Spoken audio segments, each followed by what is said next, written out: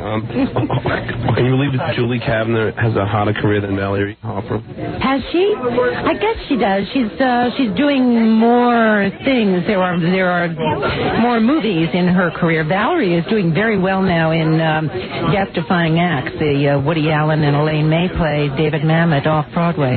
My mom's a diabetic, so I'm really... Really? Yeah, so if you just answer this question, we're going to do a nice big plug for you. Okay, great. What research did you do to play a retard? She wasn't retarded. Well, I guess in the broader definition, she was. She was brain damaged at the age of 6. And I spoke to 2 neurologists who had a couple of patients and many, many experiences with people like this. And they each gave me advice as to the parameters of what I could experience and what would be acceptable, believable, and what would not be. But apparently the results of suffering oxygen deprivation are so varied in their outcomes that it was really pretty much up to the script. Yeah. Can you estimate Rosemarie's weight?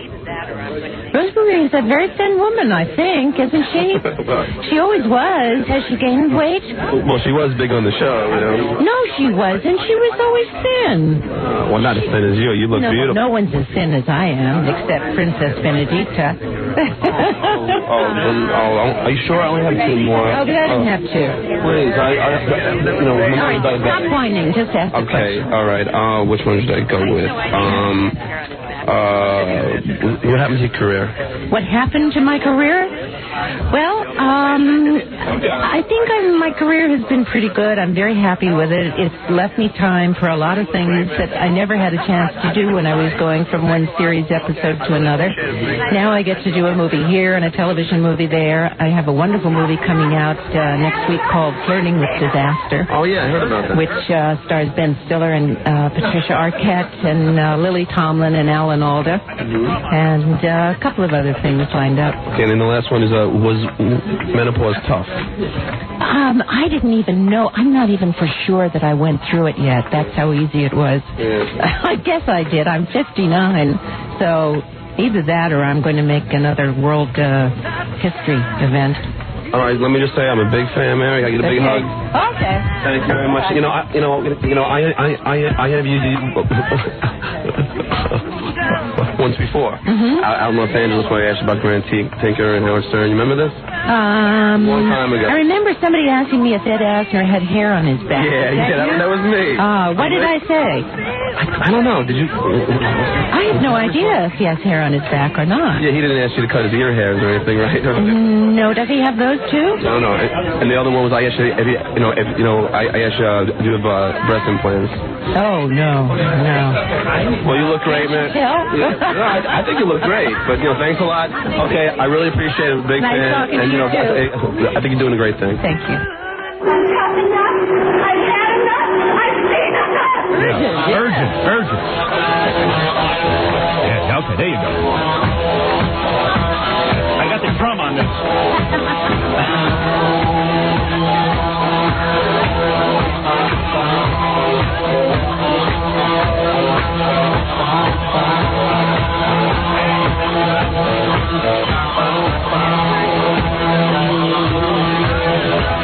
You're not shy, you get around, you wanna fly, so hold your feet on the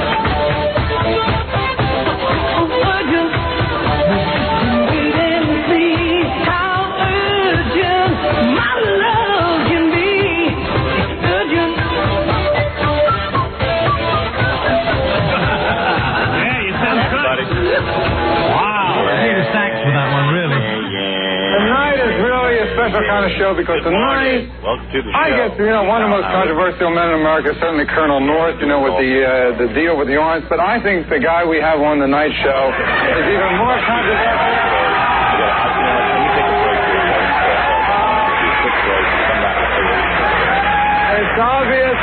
It's obvious that you've been reading TV listings. What else can I say?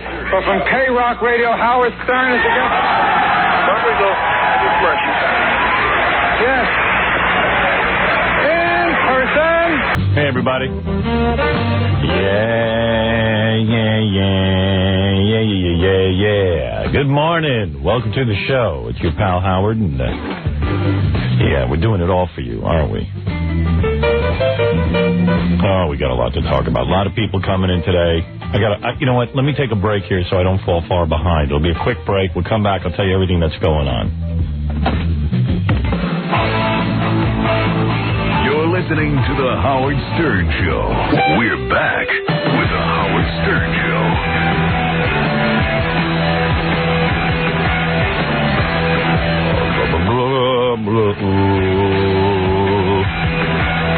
Grandfather walks on the...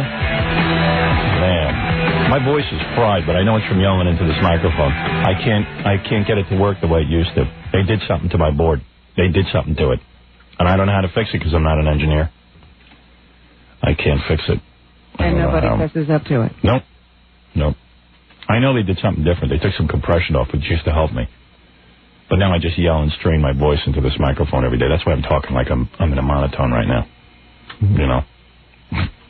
Sorry. Just my little complaint department. My complaint corner with Howard Stern. Stern, not Stern. Changing your name? Yeah, just realized I can't pronounce my own name. I'm so irritated. That's a problem. Yeah. It's all a big joke. All a big joke. Man, my computer's making a lot of noise. I thought you were getting rid of that. I'm back to it. I love it. I love my computer. I knew you wouldn't throw it away. Well, I was having an argument with my computer the other day.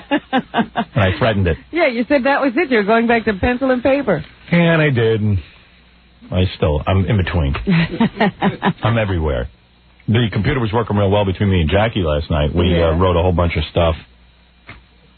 And, of course, Fred's computer doesn't work. Just like Fred.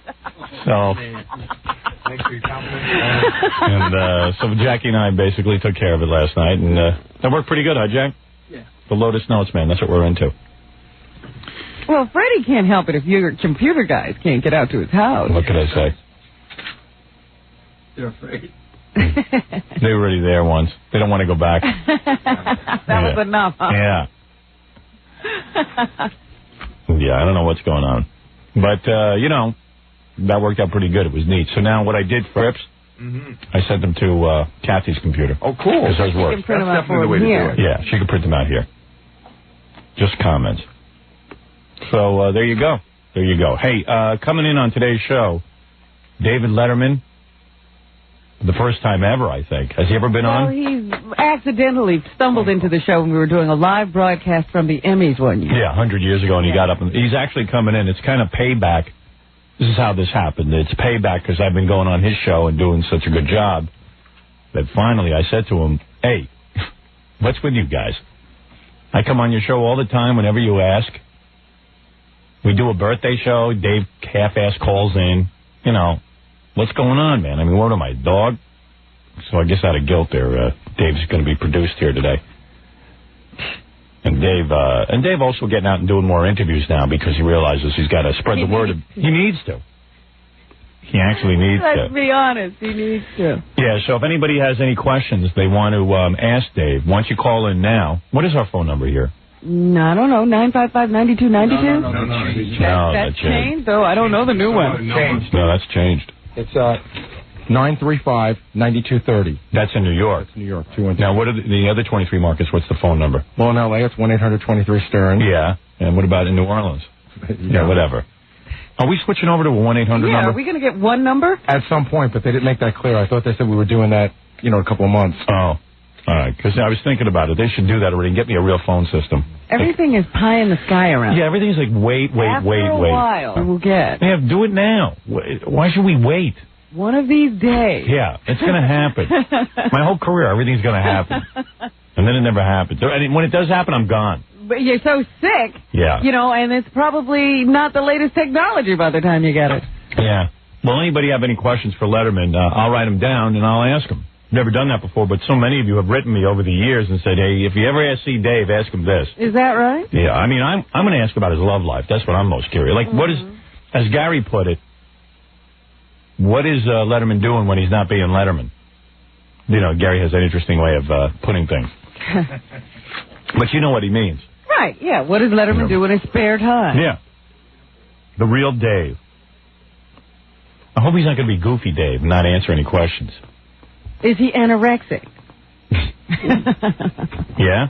Well, he is emaciated. I would like to say that the jackets that he wears on his show make him look like he's wearing a dress. They're pleated, and they're long, and they look like if he just took his pants off, he'd have a little mini dress. And that double-breasted jacket, he's still with that? Yeah, and it cuts him completely wrong. Yeah. If you ever notice, take a look at the Letterman show, and Dave's jackets cut in, and they look like a dress. He looks like a Catholic school girl. But he really has. Hasn't he become like an exercise freak? Anorexic? Running all the time? He'll be listening this morning, Howard, because he's driving in. All right. Well, good. He can prepare some answers. Are we doing this, or am I... You want me to do it, or are you going to do it?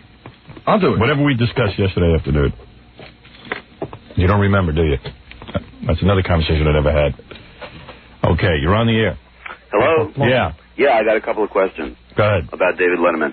Number one, the fact that he's emaciated, is he HIV positive? Oh. Well, you see, that's ridiculous. No. That's going way out on the list. All right, number two, with a last name like Letterman, is he really a disgruntled postal worker? Okay, go ahead. So far, all these are idiotic. Yeah, I was going to say, sound like those letters that go to the David Letterman show. You know, I don't know. I was laying in bed last night. I said, I ought to ask the audience if they have any questions for Letterman. It might be kind of a cool thing to do, open up the show with. And then now I see that in theory, on paper, it looked good. What do you actually do for a living, sir, when you're not comedy writing? None of your business, Robin. I hung up on him a long time ago. Because he thinks he's funny. Yeah. I think that was an audition. I don't understand why I'm not on the radio. And I just wanted to know, to tell him that whatever else he does, that's what he really is. Yeah. That's one of those guys. That's always funny. Hey, you're on the air. Hey, Howard. Hello? Yeah. You're on the air. Yeah, I want to know if he has any pets of his own. Really? That's what you want to know? Yeah. And if he will be taking the 59th Street Bridge in. Really? These are questions? I don't know. I don't watch it. You know, I don't really watch the show. Sit back and let me do all the interviewing. Many pets and what are you taking the 59th Street Bridge? Nice. That'll generate a lot of conversation, a lot of revelation. I want to know, like, I'm not going to... I'll write one down. I'll ask him some regular questions, too. Well, I do want to know what happened with Morty. Yeah. Morty. That's a good one. Yeah. That's a good one. Now you're rocking. And Mrs. David Letterman and stuff? Sure. I mean, are they living together or what's going on there? Are they getting married? Are they engaged? I don't think so. I think she's in a loony hat. Yeah. That Mrs. David Letterman. I thought you meant his girlfriend. No. Man. I should ask him about that time that he yelled at me. Yeah? Yeah. You're willing to broach that subject? I am, yeah. I'll broach any subject. Why don't you yell at him in the commercial? Yeah, all right. Yeah. What a great idea. During the commercials, I'll go, hey, man. I'll bum him out. Yeah. Let's see. Okay. On the air. Howard, good morning. Good morning. Ask him if he would appear in your movie if you know. Oh, yes, that's the most important thing. I need him for about 20 seconds. What would you really do need him? Yeah, for 20 seconds. Yeah. That's it. Boom. He'll be in and out in a half hour. You haven't asked that yet? No. And I'm too embarrassed to call and ask somebody to do something for me in private, so. This will be a great opportunity. Yeah. Who will he be playing, Jackie? No, just David Letterman. It's a recreation of actually me being on his show for 20 seconds. I would even ask him if I could use the original tape, but what it is that my hair won't match. You know what I mean? It won't match the scene. So, will you play you if you're on the show? Yeah, it's just a recreation of me on his show. That's all I need it for. All right. Yeah, you're on the air. Hi, Stern. I want to ask, have you asked him about his wig? Oh, yeah, his hair. Yeah. I think that's a wig. Oh, I know. There's a piece being used. There's an insertion on top in the front. Yeah, and he's constantly wearing that baseball cap when he's not on the air. Of course, that's why. You think so? I'll tell you why. That little round piece, that crown. Yeah, that little mound of hair has increased in size in the last year. Well, let me think about that. Yeah, well, because I usually spot a hair piece. You want to know how I know? How? Because over the years, I've taped all my appearances. I remember now that he started to have this kind of thing go on, where his hairline was going back. Yeah. And then they never confronted that on that HBO special. Well, I don't know that was that important. The primary reason they were doing it. Think about how funny that would have been, though. It's true. If they showed him bald on that show. Taking off and on his wig? Yeah. But I don't think he has like a full blown out wig. I think he has fill-in pieces. A little piece? Yeah. How do you keep that on, Howard? Easily. They tape it to your head, like Scott used to do. It looks really bad. Like worse than Charles Grodin. Yeah. Nah, I would have spotted it if it was that bad. Yeah. Maybe you should get him and Burt Reynolds and Grodin on at the same time today. Yeah, we could all talk about wigs. Oh, dear. Maybe that's why he's so skinny. The wig glue gave him cancer. All right. I got it. Okay, great. Bye-bye. Johnny thing. Why so reverent of Johnny? Yeah. Well, he'll just say Johnny's the best there ever was. I don't know. I just want to know what their personal relationship is. I mean, are they really friends? Okay, I'll bring it up. Reverend toward Johnny. Like, do they play cards? Hey, you know who else is coming by today? Jim Belushi. Oh, buddy, Jim Belushi. I was watching him on a lot of different stupid little movies over the weekend. Yeah, he did a lot of stupid movies. Little stupid movies. What happened to him? He's supposedly, according to A.J. Benza this morning, Belushi is going to get $16 million to do a sitcom. What, did he put a gun to somebody? I don't know. How does he get $16 million? I don't know. I'm not vicious. She's realistic. You're on the air. Hey. Yeah. Go ahead. Yeah, Howard, I wanted to find out if, if his ratings, if Letterman's ratings have gone up since, his appearance on Jay Leno's show. What? I'm not sure I understand the question, sir. He's been on Jay Leno? He's going to hang up. Yeah, he said, I was really stupid. I want to know, yeah. Yes? Yeah, I want to ask a Letterman question. Go ahead. I want him to ask him about the Late Shift movie. And the guy that played Letterman in the movie was supposed to be on late night, but David Letterman bumped him off the show. Why was that? And he never rescheduled him? He never rescheduled him, no. And that was interesting, too, because there was a whole big build-up to this confrontation between the guy who played him and Letterman. And then the night of the show, they didn't have time for him. They cut him. All right. You're on the air. I got it all written down. That's all I'm doing. Right. I thought that was very interesting. Go ahead. Yeah, hello, Howard. Hi. Hi, I have a couple questions for you. I remember you were so mad that time when he had Imus on the show. Right. And you were really pissed off. And I mean, it's like that you have to, forgive him for. Also, the way he spoke in the same sentence using Regis and you is sort of not a comparison, but in the same sentence. Yeah, like why every time that he gives me a compliment, it's got to be the Regis and Imus names thrown in there. Like as if like Regis is the same as me. And according to you, he used to say some pretty disparaging things about Imus. Oh. Absolutely. But he had him on the show, and Howard didn't want him on the show, though. That was the thing. I mean, that was. Well, if you notice, Imus has never returned. He didn't exactly kill. He's like nothing compared to you. I mean, I know. Some of the very best TV shows that ever was when you were on David Letterman. I know.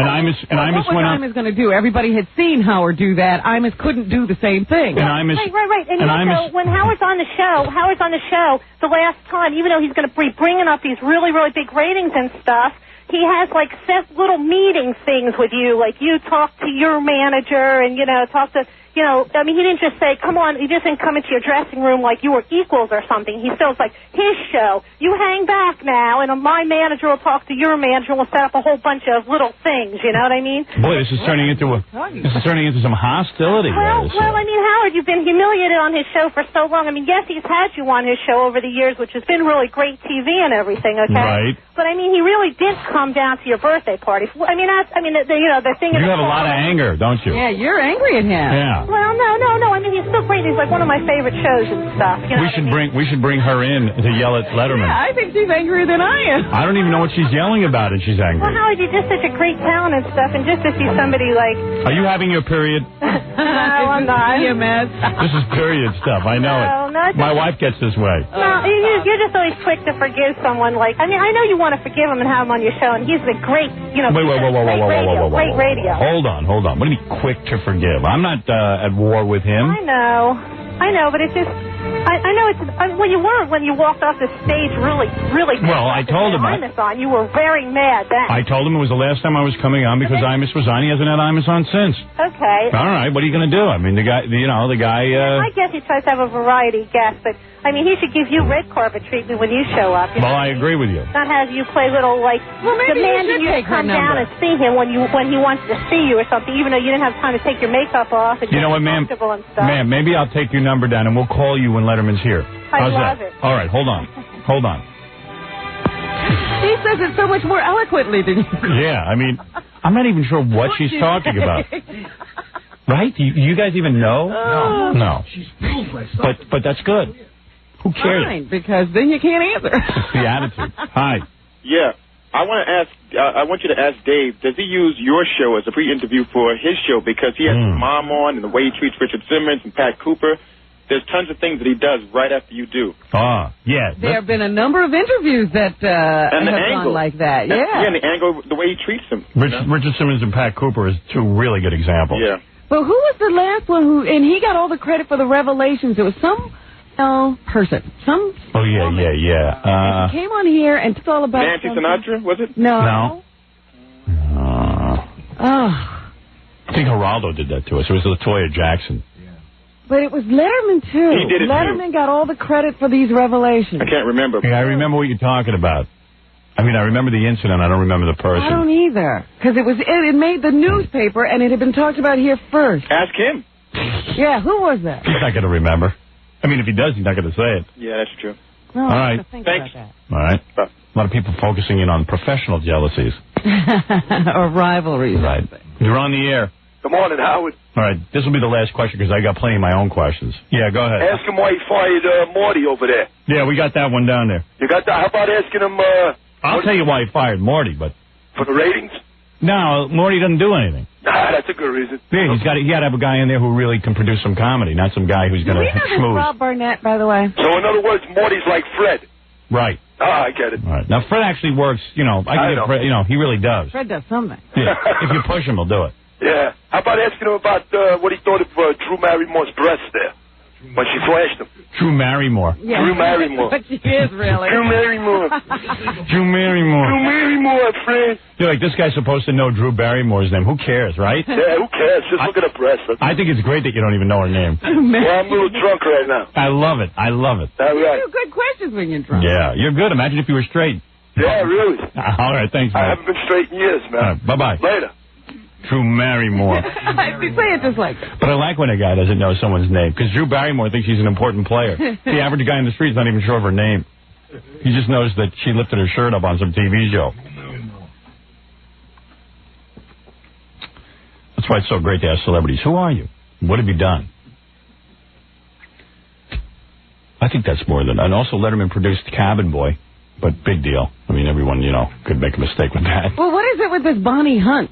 Yeah, I was thinking about that, too. But who even cares? Nobody knows her. But he keeps putting her on TV.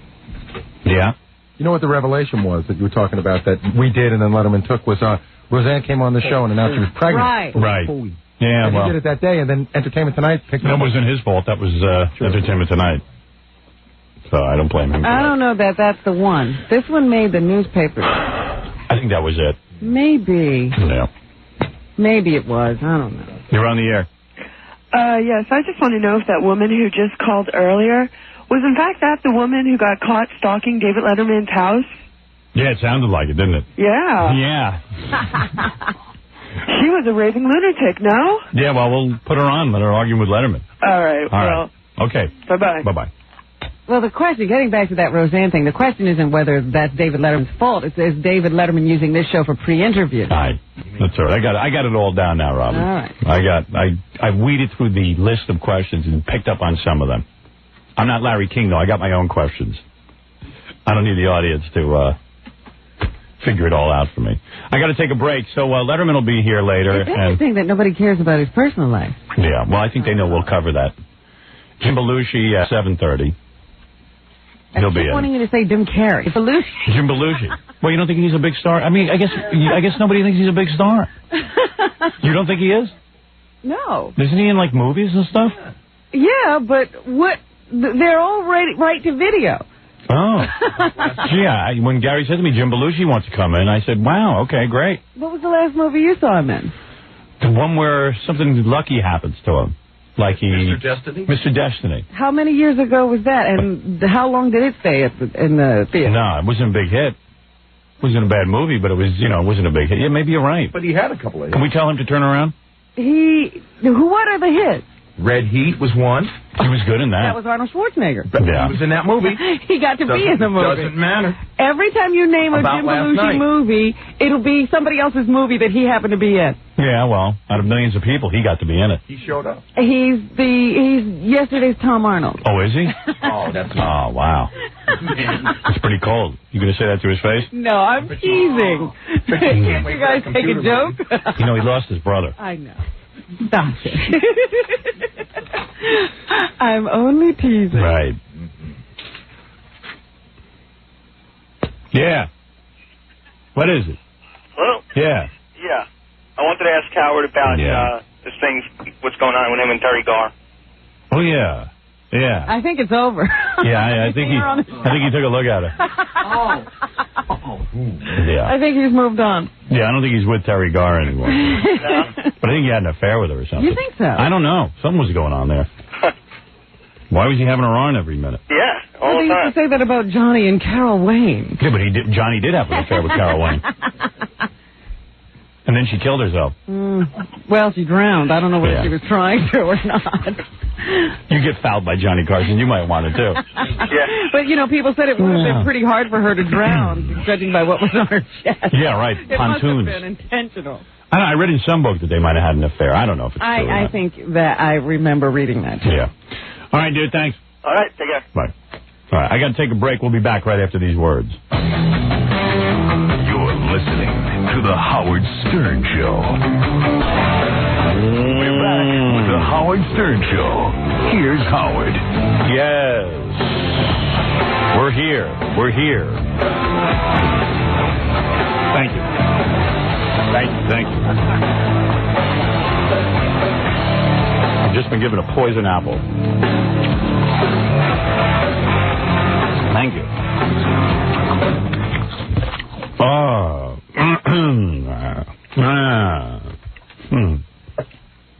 It should be fun today. Where am I? In a coma? Good. I would like to know why it almost took bribery to get David Letterman to do this show. Yeah. What have we ever done to him that's so bad?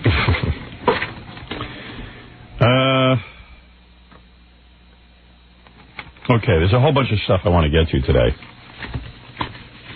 Man, it's hot in here. Oh, man, I'm full of complaints, I know it, but man, it's hot in here.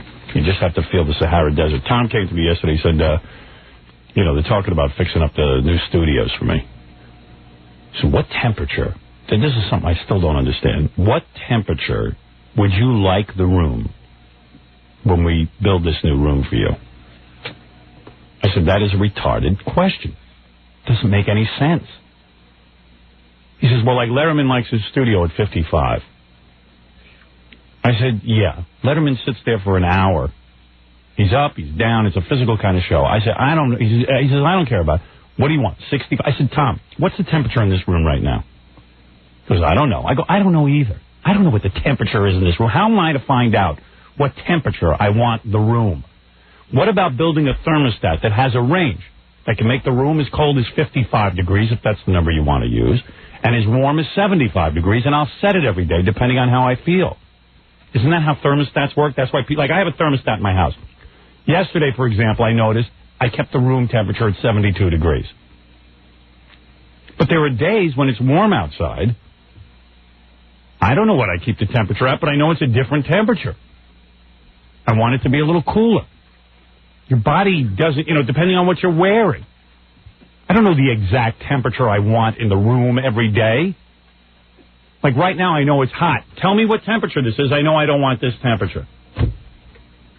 What temperature is this? Somebody tell me. You can't tell me what temperature this room is.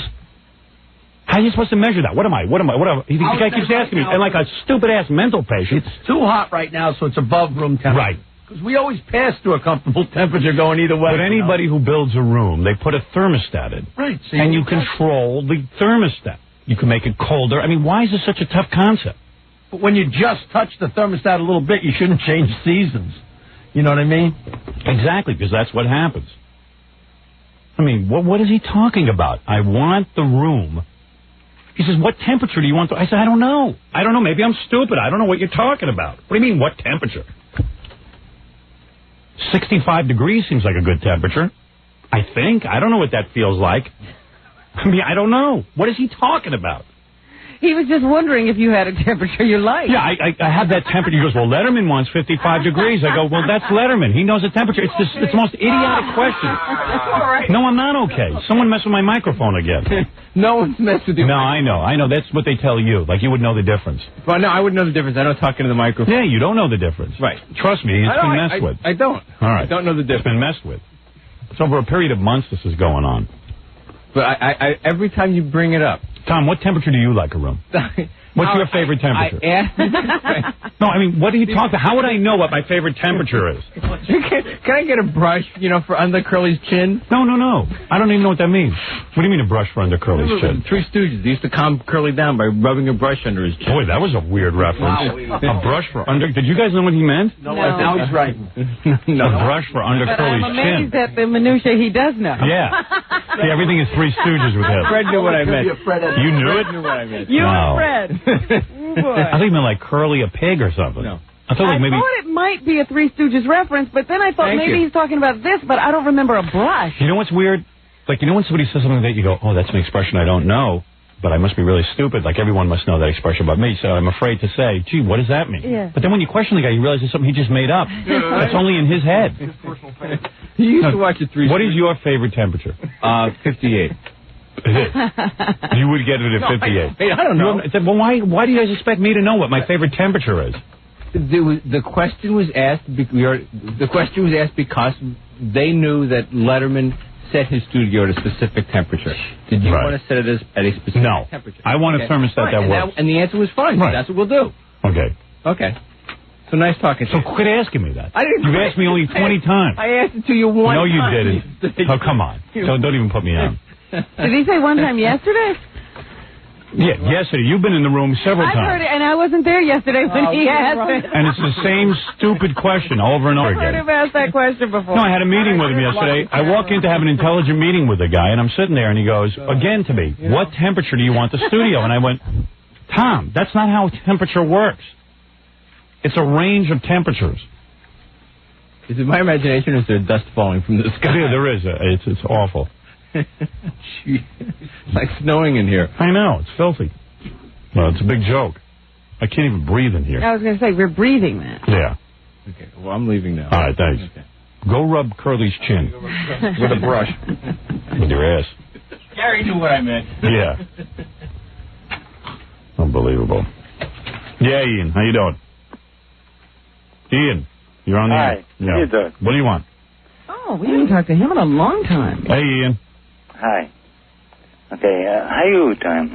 I want to tell you, that Carver pretends when, Pat Buchanan won that New Hampshire. Where have you been, by the way?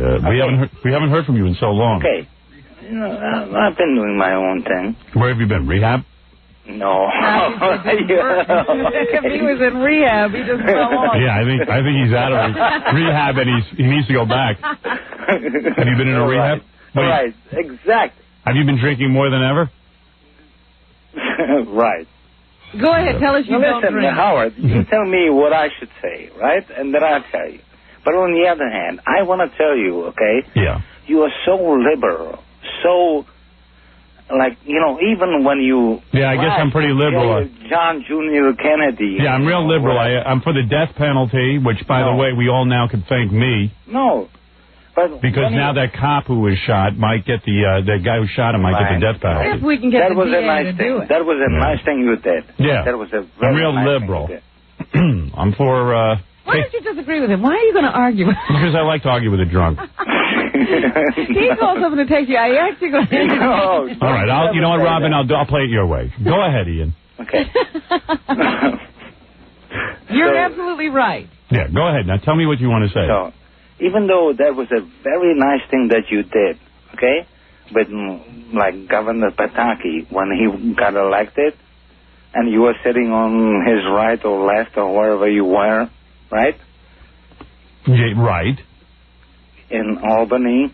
See, he's not used to getting and when you asked me... And look at him, he's lost. No, listen. Yeah, he wants to argue with me. Don't you remember, when you asked me if I remembered what was the capital of New York State? By the way, this is Jim Belushi's new agent.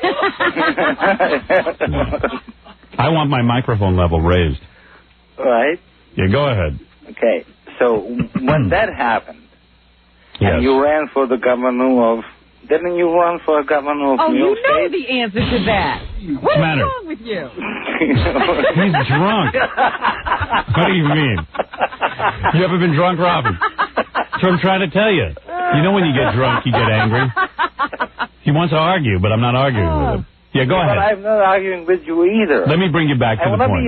You said I'm very liberal, and you said something about John F. Kennedy Jr. Right. Go ahead. All right. Okay. Now go ahead. And you've been, kind of nasty to him, okay? Right. Very not as nasty as you were before he showed up. You used to be much nastier to him before he showed up. That's an amazing revelation. Wow. Well, let's see. He showed up 2 days ago, and nothing's been in the news about him. But I think right all of a sudden he became your friend. No, that's a lie. You're a drunken. You're going to be like the next president. You are a drunken bum. Okay. Who doesn't, you just don't even know what you're talking about. So all those I'm just as critical of John F. Kennedy Jr. as I always was. So all those other things that you used to say about him... I'm just as critical. Don't count. I'll say that, no, they absolutely count, and I haven't changed my tune. Did you hear him disavow any of those comments? No, I didn't. No, then why are you doesn't talk to anybody except to Howard. Huh?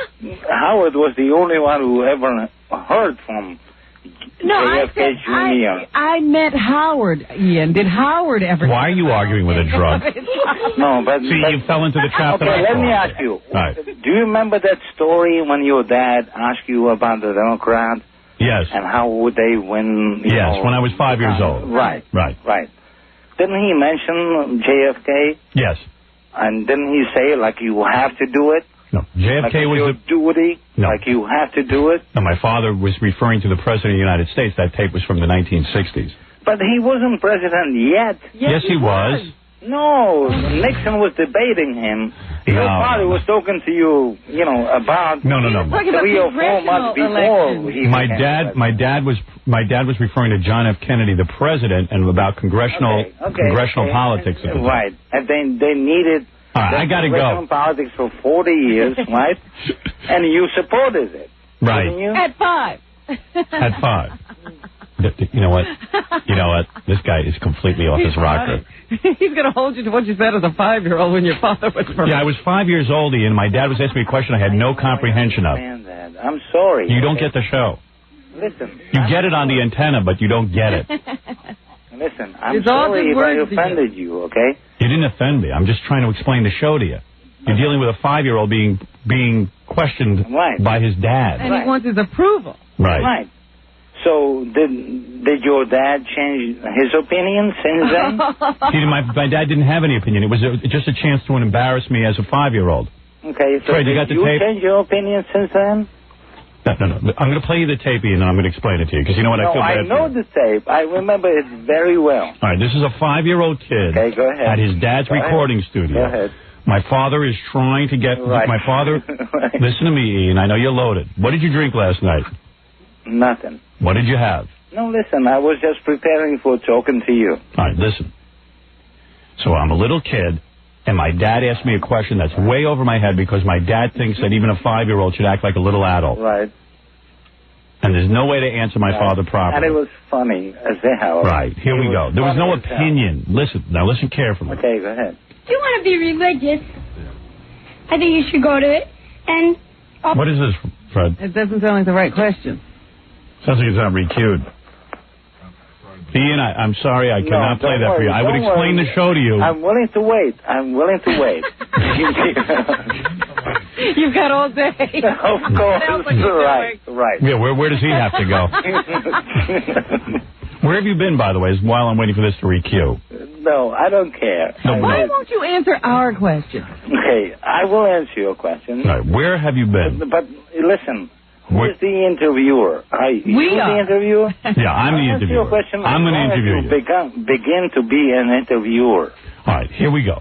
I'm going to interview you. Okay. All right. Where have you been? Why have you not called in the last couple of months? Because, you asked me to come there one day, and I missed that appointment. Oh, okay? You were actually going to show up? All right. Yeah, I was intending to show up. What happened? You missed it because you were drunk? Maybe. No, but that wasn't the real case. I really was busy. I mean, I run the business. It wasn't that simple. Right. Okay? Well, what wouldn't make it any other I walked away. And what about now? I called back about, What about now? Don't you run a business? How are you on the phone? Okay, do you want to interview me or? Yes. Okay, so ask me. Don't you run a business like today, but yet you have tons of time to talk to us? Today? Yeah. How is it you... Yeah, maybe another hour and a half. I see. Why couldn't you come down before business? Okay, if that's an interview question, okay, I'll answer I was gonna come, okay, but I missed it. And then when I called back, John and Gary and everybody told me, we don't want to see you no more. I see. Oh. You had nothing to say, okay, you had nothing to talk about and all of this. And I said, if that's how you feel, I don't want to talk about it. I think that we have a card here that will not re-queue. Oh. It will just keep running and running and running. No, come on. We don't have really good equipment here. Give me that card, will you, Gary? Gary's going to sit there and stare at it. Play that tape. You take it into Scott's room and you re-queue it. How do you get more Democrats in the Congress? Right. That's why I gave you the tape. That's so you could sit there with it. I handed Gary the tape and he stood there. He stood there at it. Okay. Howard, man, it's not my fault the tape didn't re-queue. No, just take it in another room. I know, I was going to add something to the conversation. Why don't you give it back to me? I'll take care of it. Let's see if I can get it to re-queue. Well, why wait there when I can take care of it quicker? Because you can't. I know I can. I gave you a chance. One chance in this place, one chance only. That's it. Ian gets more chances than me. Well, I'll just kill another 10 minutes while we wait for the card to re-queue. Beautiful story. Ian is more helpful than Gary. 7 years old. How old were you? 5 years old? I got to go, Ian. I can't take you. No, but tell me. When you were 5 or 7... He's really getting to me. Tell me. Tell me, how old were you when you were 5 years old? I'm not in the mood to sit. You're really a liberal because at 5, you said that you wanted more crats in Congress. I didn't even know what I was talking about. I would play it for you, but it's just killing me that our equipment... Cart 5 works, Cart 6 doesn't. Here it is. Now that the guy's off the phone, the bid is ready. God damn you, Tom Chiusano. Rotten hell. But get some new equipment. What the temperature would be. Wants to know the temperature. If you could have the perfect one. I told these guys, the Carts machine's got to work. The moment is over. What would I do if I had good equipment? What would I do? What heights would I achieve in my life? Hello, Howard. I'd like to ask you a question. How do you feel about religious services and why children should attend them? Oh, Charlotte.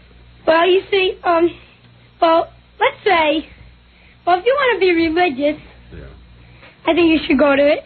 And also,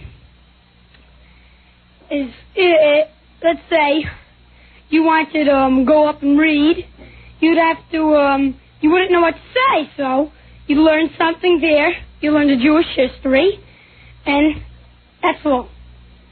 Ellen, how do you feel about the new Roosevelt football team? Do you feel that benefit educational-wise? You're listening to Howard. Children that attend these games a feeling of belonging? I'd like to have your opinion. Well, I think that the Roosevelt football team is just wonderful, and I think when people go, they really get thrilled out of it, seeing their own game being played, and they won 4 games, as I recall, and I think the people are just thrilled with the whole idea. Thank you very much. One other question. Do you feel that the United States should remain in the United Nations, as a member of the United Nations? Howard? Yes, I really do. Is there any special reason why you feel that they should? Well, there should be peace in all the countries, and we wouldn't want any war. Because we don't want the Japs anymore. I told you not to be stupid, you moron. Ellen, I would like to ask the same question of you. Do you feel that the United States should remain in the UN? Yes, because I think it's very important, and it has been doing a lot of good for the country. And the world. Yes. Let me ask you another question. Now, Howard, I don't want any foolish answers from you, otherwise don't answer. President Kennedy now is going around the country asking the people to vote for Democrats. He wants more Democrats in the House of Representatives and the United States Senate. Do you think that the president is doing a wise thing in going around the country asking the voters to support him by electing Democrats? First, we will hear from Howard. Yes, I do, because if we didn't, let's say, have Democrats, there'd be presidents, vice presidents, and where would the Democrats come in? Ellen Stern. I do agree. Well, first of all, I myself is a Democrat. I'm a Democrat. Yeah. And I think they are very good. I like their ways. What you missed here, the point that I was trying to make, is the reason that the President of the United States is asking for more Democrats is that so that they will support his program in Congress by voting for the issues that he's interested in. That is the reason. Now I'll play this back. You're listening to The Howard Stern Show. Hi, this is Sandra Bernhard, and don't you dare miss Howard Stern. I never do. He's the hottest.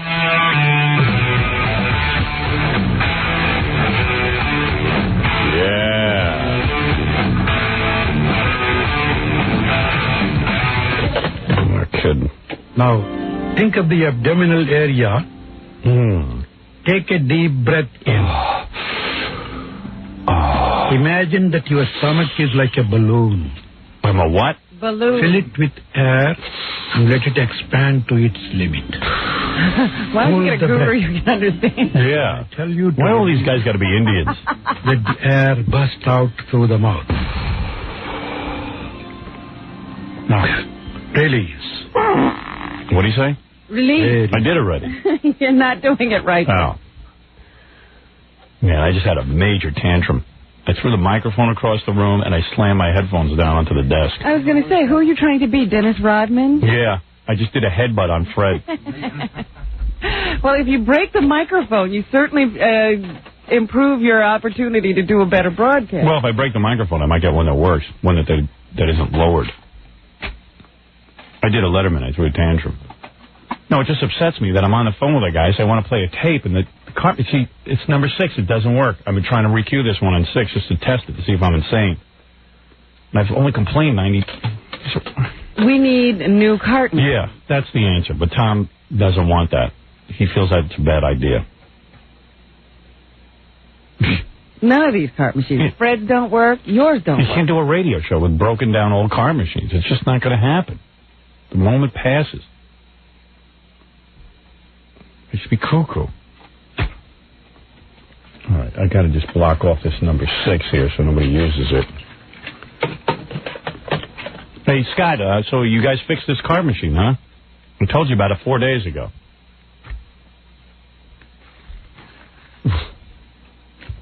Everyone's afraid to tell Tom when the equipment doesn't work around here.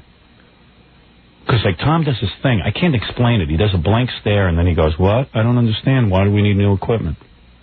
It's like a management thing with him. And it's just stupidity. If it doesn't work, you just got to get a new one. Well, you got to bite the bullet. He likes Band-Aids. He doesn't like solutions. Yeah, I know. Guy's nuts. I mean, I'm not saying this just because I want new equipment. What do I care if I have new equipment? I just want equipment that works. You wouldn't complain if the equipment worked. I know. I mean, I just need a cart machine that I can hit and is reliable. You need a phone? You need a cart machine? Yeah, I mean, how many years have I been talking about this stuff? 10 years. I'm not asking for it because it's going to be part of my salary. I just telling you, in order to do the show, you need certain equipment.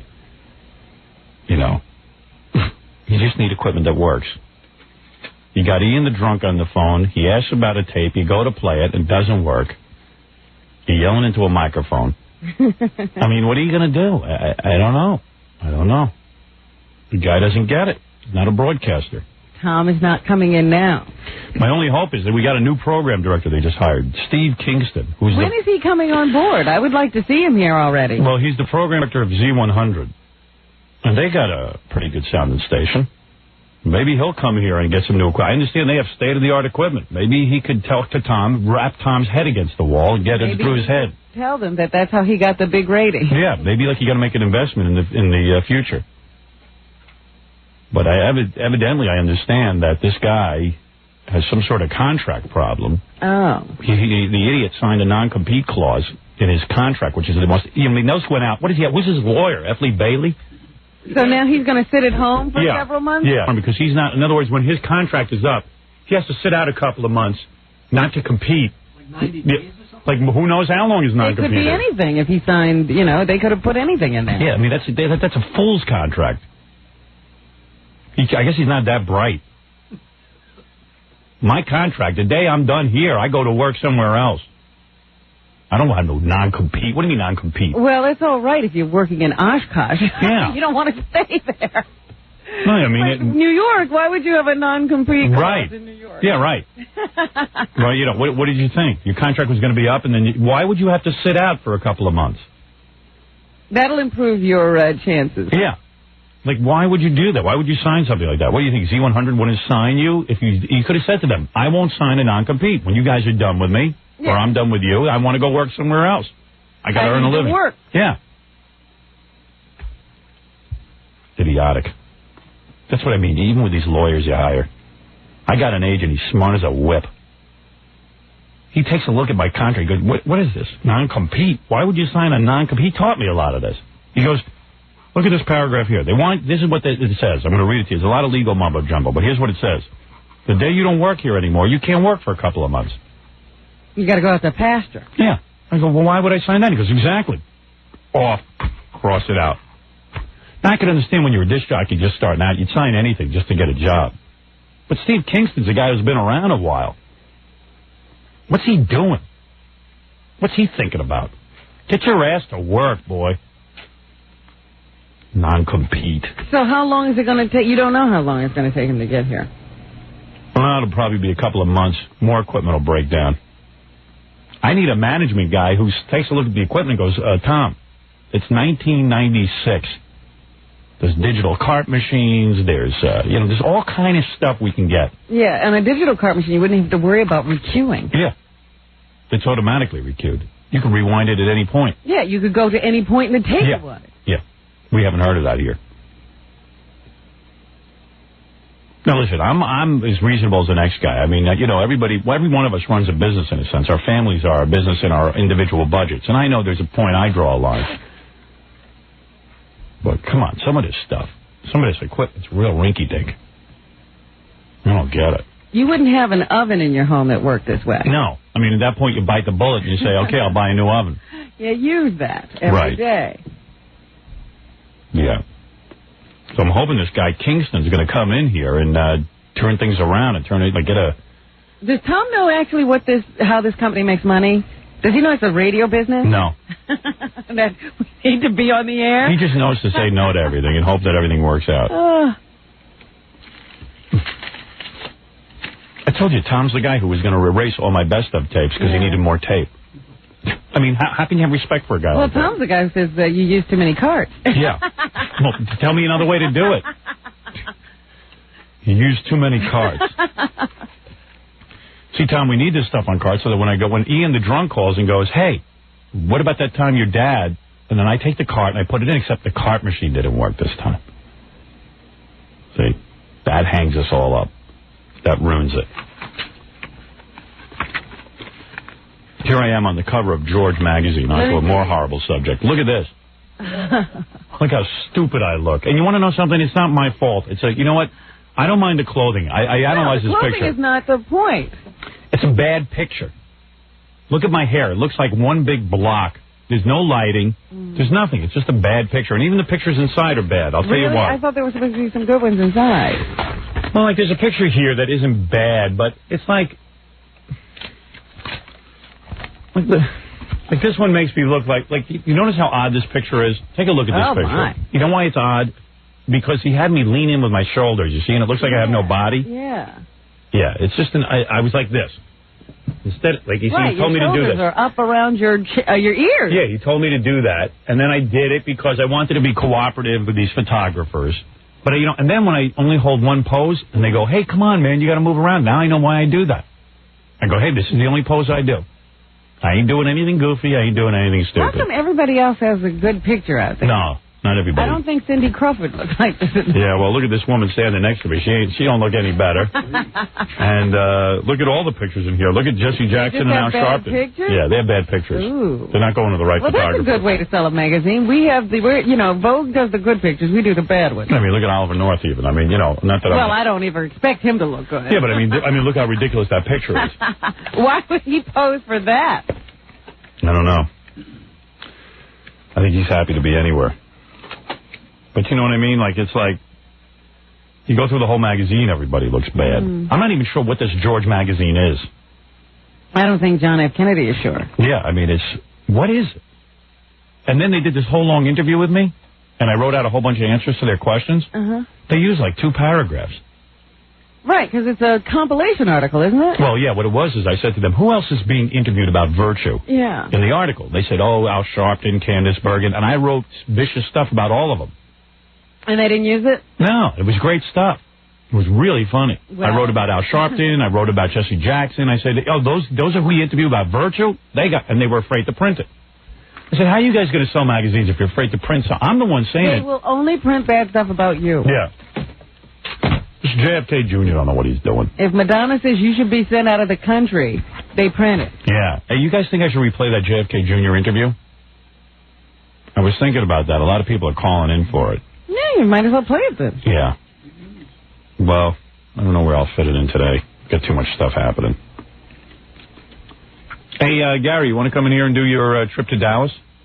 Actually, Jim Belushi's here. Oh, Jim Belushi's here? Yeah, well, maybe after Jim we'll do it. Yeah, that'd be perfect time for it. Yeah, I'll take a break and we'll get Jim in here. He's here with this pretty woman. I think it might be his girlfriend. Oh, yeah? Yeah, everybody's got a hot broad. He was married once. I think maybe more than one. Oh, really? Yeah, those Belushi boys. They got a hard time with that. Have a hard time sticking now. Well, you know what it is. They're really good-looking guys. And they, and all the women want them. Every woman wants them, and you can see why. They both look like Robert Redford. Hard to keep your hands off when candy's being shoved in your face. Yep. It's great to be a celebrity. Howard, I got to go back out there. Fine. He knows it. He knows. What, you think Jim Belushi looks in the mirror and goes, man, I'm the kind of guy women want? Yeah, I do. No, I don't. I think he's totally there and understands the whole game. As an actor, I'm sure he's assessed what is going on. His girlfriend knows the score. He's famous, he's got money, and she's got looks. But he knows also that there's a difference between Mel Gibson and a Jim Belushi part. Right. Jim can act. No. That Mel Gibson gets the good-looking guy roles, and he gets the friend role. Right, because he's not a good-looking guy. But tons of great-looking women go for him because he's famous. He knows that. I know that. We all know it. We've all gone to high school and known exactly where we stand. And now let's get him in here to talk about it. Yeah. Don't even go to commercial. He might have left. No, he doesn't care. He can handle it. Yeah. He knows it's all jokes. Yeah. He lost a lot of weight, though. Long time ago. He kept it off. He looks better. He was chubby for a while. But he looks pretty good now. He's a good guy, too. Yeah. Nice guy. I just had to take him to see the back of the door. He insisted on it. Yeah, he's a good guy. Jim Belushi. Where is that back of the door now? It moved. I moved it to another door. I don't even have an office anymore. Kathy took over my office. When you go in there, she's not in there. Yes, she is. She's in there all the time. But I don't blame her. She got work to do. I figure since it's Kathy's office, I said I'll take all the naked pictures down and put it in Richard's office. Because Richard could appreciate it. Kathy thinks it's disgusting. All right, let me take a break. We'll talk to Jim Belushi right after these words. You're listening to The Howard Stern Show. You're listening to The Howard Stern Show. Once again, Howard Stern. Jim Belushi's in a new movie with Halle Berry. It's a real knockout, real piece of ass. Her husband just left her. Yeah. I think she left him. Well, it's not clear. He was cheating. Oh, was he? Yeah. Wow. He was cheating on her. Yeah, I knew you'd have that reaction. Man, I worship her. I'd worship her. There'd be nothing. I mean, I saw her on TV, like they were showing her workout routine, and she goes to the gym in a little tiny bra top and like panties. Are you sure that wasn't just for the TV? I don't know, but man, she's got this big black man training her, and man, they look good together. She looked good next to a wall, and she had the tightest stomach. I think she had a kid. No, she didn't. No? No. Man, nice big breasts. She's a knockout. And then she'd like trimmed down. Like they showed some picture of her as a beauty contest person, years ago, and she was like, "Oh, don't show that. I'm so embarrassed." Meanwhile, none of us would be embarrassed. Oh, I was chubby there. And then now she's all thinned out and looking really good. And let's bring in Jim. He worked with her. He can tell us about what it's like to be up close and personal. Yeah, I wonder if he made out with her. But in his movies, he doesn't get to make out with a girl. Not generally. No. In fact, I'm trying to think of a love scene with Jim Belushi. Let's see Jim. Yeah, look at that. Real movie star. Look at that. Wow. You smoking cigarettes? No, just this morning. Just this morning you had one? Calm yourself down. What, did they tell you were doing the show? How you doing, man? Hey, you're all tan. Where were you? Hawaii. Wow. You got the life, man. I got the life, man. I got the life. What do? You do a project and then you go off to Hawaii for a couple of weeks? I do a project. I go to Hawaii, and then I go to Rome, maybe. Man, then I go to, then I go to Caribbean sometimes. You just travel the world. I travel. Hey, Ron. Hey, you got it made. And I get a lot of frequent flyer miles, so I fly for free, See, Robin always says, Jim isn't in the big hit movie, this, that, and the other thing. I go, hey, wait a second. Robin said. Yeah, you said it this morning. I go, you know what? I go, hey, wait a second. Jim's in tons of movies. Tons. He doesn't have the pressure of having to carry the whole movie himself. No. You know what I mean? Some movies I carry, some I don't. Right. You go in, you do a good job, you're a good actor. Yep. Thank you. Yeah, even Fred was complimenting you, and Fred hates everyone. And, the guy goes... I think Fred was complimenting because he perceived me as an attack dog. No, this was in here. This was in here. Really? Yeah. In spite of what you made... Jim's looking at Fred going, I wonder if it means anything that Fred thinks I'm a good actor. Why is that? Who's Fred, but I like him? And who else does he like? Yeah, you're like looking at him. I see you staring at him going, like, is this like a credible person that likes me? Who's this guy? Who is this guy? Right. I know Robin. But you like Jim's work. Who are Fred's other idols? Well, Fred has taken some acting classes, so he's the closest to an actor on the show. There you go. There you go. Aside from Jackie, who's been in Ghoul School, I think. Right. You're acting, man. You're starting up, aren't you? Yeah, but I do it the smart way. I just star in my own vehicle immediately. You got Betty Thomas directing? Betty Thomas directing, and Ivan Reitman, and Len Bloom. You might know him. Yeah, sure. He wrote the script. Right. Well, from the last time I was here, Kermit was. No, that was years ago. That was years ago. Yeah, no. He hasn't been here in a long time. Yeah, I haven't seen you in a long time. Wild Palms, I think, was the last thing I was promoting here. And I think what it was is that you. I was traveling, man. I've been in Europe. Yeah, you've been busy. I've been busy. Yeah, how about me? Man, I'm like going to make a regular motion picture. You should see what's going on over there. Were you shooting here in town? Yeah, in New York. Wow, man, that's great. And it's a good movie. I mean, it's not like some piece of... like everyone's expecting me to come out with like a TNA movie or something like that. What do you mean? There's no TNA in it? No, well, there is TNA. There is TNA. There is TNA. All right. But it's not gratuitous. No. Oh, no. There's only 5 scenes that are gratuitous. But like they're building like there's 22 sets already built. And, oh man! Yeah, I mean we start shooting in another pressure. 4 weeks. That's pressure, man. Nah, no big deal. No, I'm handling it fine. Yeah. No big deal. Well, you couldn't be in better hands, man. Betty Thomas is the greatest. She was at Second City years ago when I was there, and she's pretty cool because we were sitting there, going over the script, and we just started sort of ad-libbing and playing off each other because some of the scenes felt a little stiff. And then, she'd start yelling at me and junk, and I was like, whoa. Oh, yeah. She's good. That's around. Yeah, she's really good. She's the boss. She's very good. Very funny. You're lucky. And then she goes through the script, and then she says, well, I don't buy this scene. I don't buy that scene. Let's do this to this scene. Let's do that. And I was like, hey, she's really directed. Oh, yeah. Look at that. Somebody actually working. Oh, that's good, man. Congratulations. Thanks, yeah. I think it's going to be a lot of fun, and I think everyone will like the movie. And then I'll be a big movie star, and I can go to Hawaii. Yeah, you can travel with me. Yeah. Yeah, if you don't mind. I won't be a pain in the ass. Jim just came in to check on your career, huh? That's all. Yeah, right. So Halle Berry, you get to make out with her or anything in this movie? Make out with her in the movie? No. Yeah, you were love interested all with her? No, off screen. We had a lot of sex off screen. Oh, yeah. Now, her husband left her? Yeah, well, it was because of the affair that her and I were having. And, why would her husband leave her? I mean, he claims that the problem was that they were both apart. I mean, she lives in Los Angeles, he lives in Atlanta. No, look, we were in Australia for 3 months. Yeah, 3.5 and he months. plays baseball. Yeah, but man, a girl like that, man, I mean, she's so hot. But maybe she's annoying. Like, I saw her on TV, and she was, like, kind of perky and junk. Maybe she gets, and then there's the other thing. Like, if a guy has steak all the time, maybe once in a while he wants a hot dog. Hey, you've been married a couple of times. I've been married a couple times. How many times have you been married? Twice? Twice. Been married twice. First time, I heard she was a piece of ass, your first wife. No, the second wife I know for sure. Oh, yeah? They were both great. They were both What went wrong in the second time? It wasn't them. It was me. I'm just kind of a jerk, Howard. No, I know. You're not a jerk. What you're saying is a woman, as beautiful as she is, has only one vagina. That's right. And sometimes you want a different one. I want to have 7. 7 vaginas. I want, a woman that has... Find one woman with 7. I'd be fine. I'd be set. I'd calm down. Man. You have to change your diet once in a while. What happened? When you got married the second time, you said, hey, probably after the first one, you said, I'm never getting married again. Then we're just going to play it like, Playboy. My career is taking off. No, actually, it was the opposite. It was the opposite. Really? After the first one, I went right into the second one. That was really the problem. Oh, because you started cheating on your first wife, and you fell in love. And I fell in love, and then I got married, and then I stopped. And when did you meet the second wife? On Saturday Night Live or something? No, in Chicago. Oh, really? Yeah. Just hanging around like at a bar or something? Yeah, actually in a blues bar in Chicago. I met her. Yeah, you're really big on that, huh? What, the blues? The blues bar thing.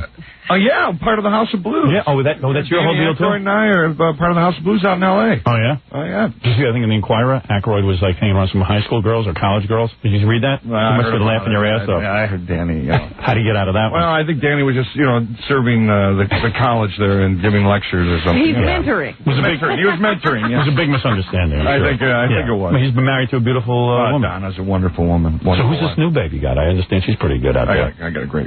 Yeah? I got a great. This one's good, huh? This one's good, yeah. And this one is, you're not marrying? Oh, no way. I think we're done with marriage. Well, she's a great... Does she think you're going to marry her? She's a great chick. I heard you stole her from Gilbert Gottfried. Is that true? No. Gilbert just handed her over to me. How'd you meet this new one?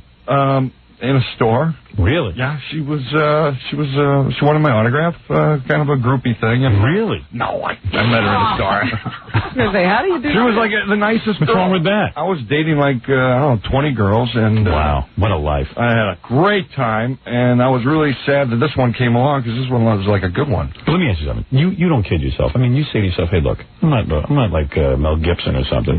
It's just that I'm rich, I'm famous, I can get all these broads. Right? I mean, when you were in high school, you weren't getting anything. I wasn't getting nothing, Howard. Now it's like a big candy store. It's a big candy store for me. Wow. This is the greatest profession in the world. Wow. I get to travel, great chicks, I get to sing in a band. Now, after you were done with your last movie, you finished shooting, then you go to Hawaii with your check? Right. Wow. Very nice. And what goes on there? You check into a hotel. And I have a lot of sex. Really? Yeah, not a lot of sun, a lot of sex. And how long do you generally stay with a woman until you dump her? What's the move? I mean, how long has your, it usually follows the pattern. What's the longest? What's the longest it lasts? About 5 years. I'll tell you something. Can I ask your girlfriend to come in here? No.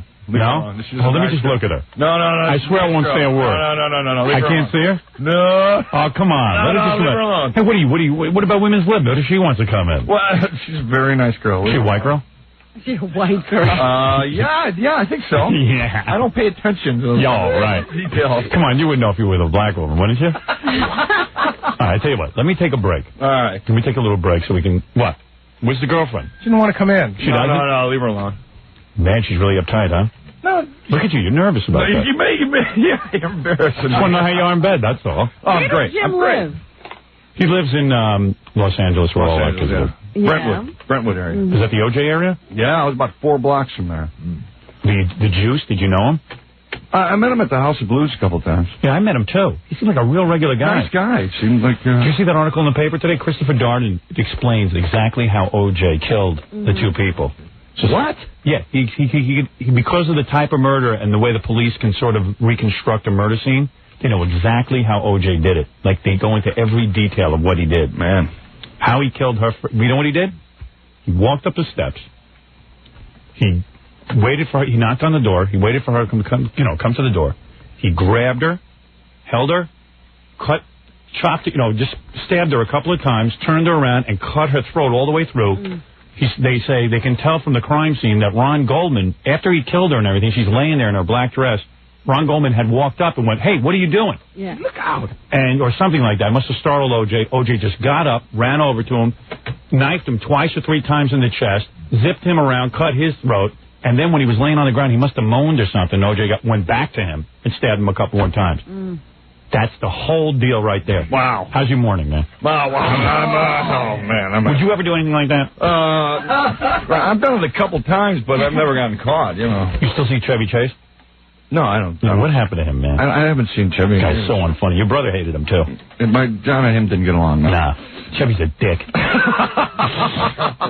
He's such look, John thought he was a dick. He's always been nice to me. Hey, man, your brother's enemies are our enemies. I got to carry it on.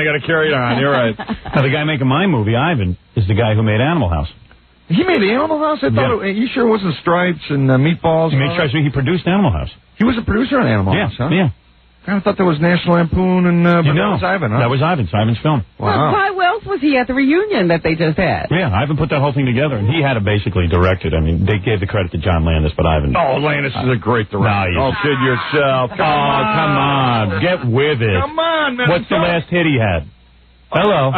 Wait. All right, thank you. All right, you go. I did Trading Places. I did a little thing in Trading Places, and there was a big difference between when John was on the set and off the set. Okay. When Landis came on the set, there was a great energy. There was a true or false? Landis killed more people than O.J.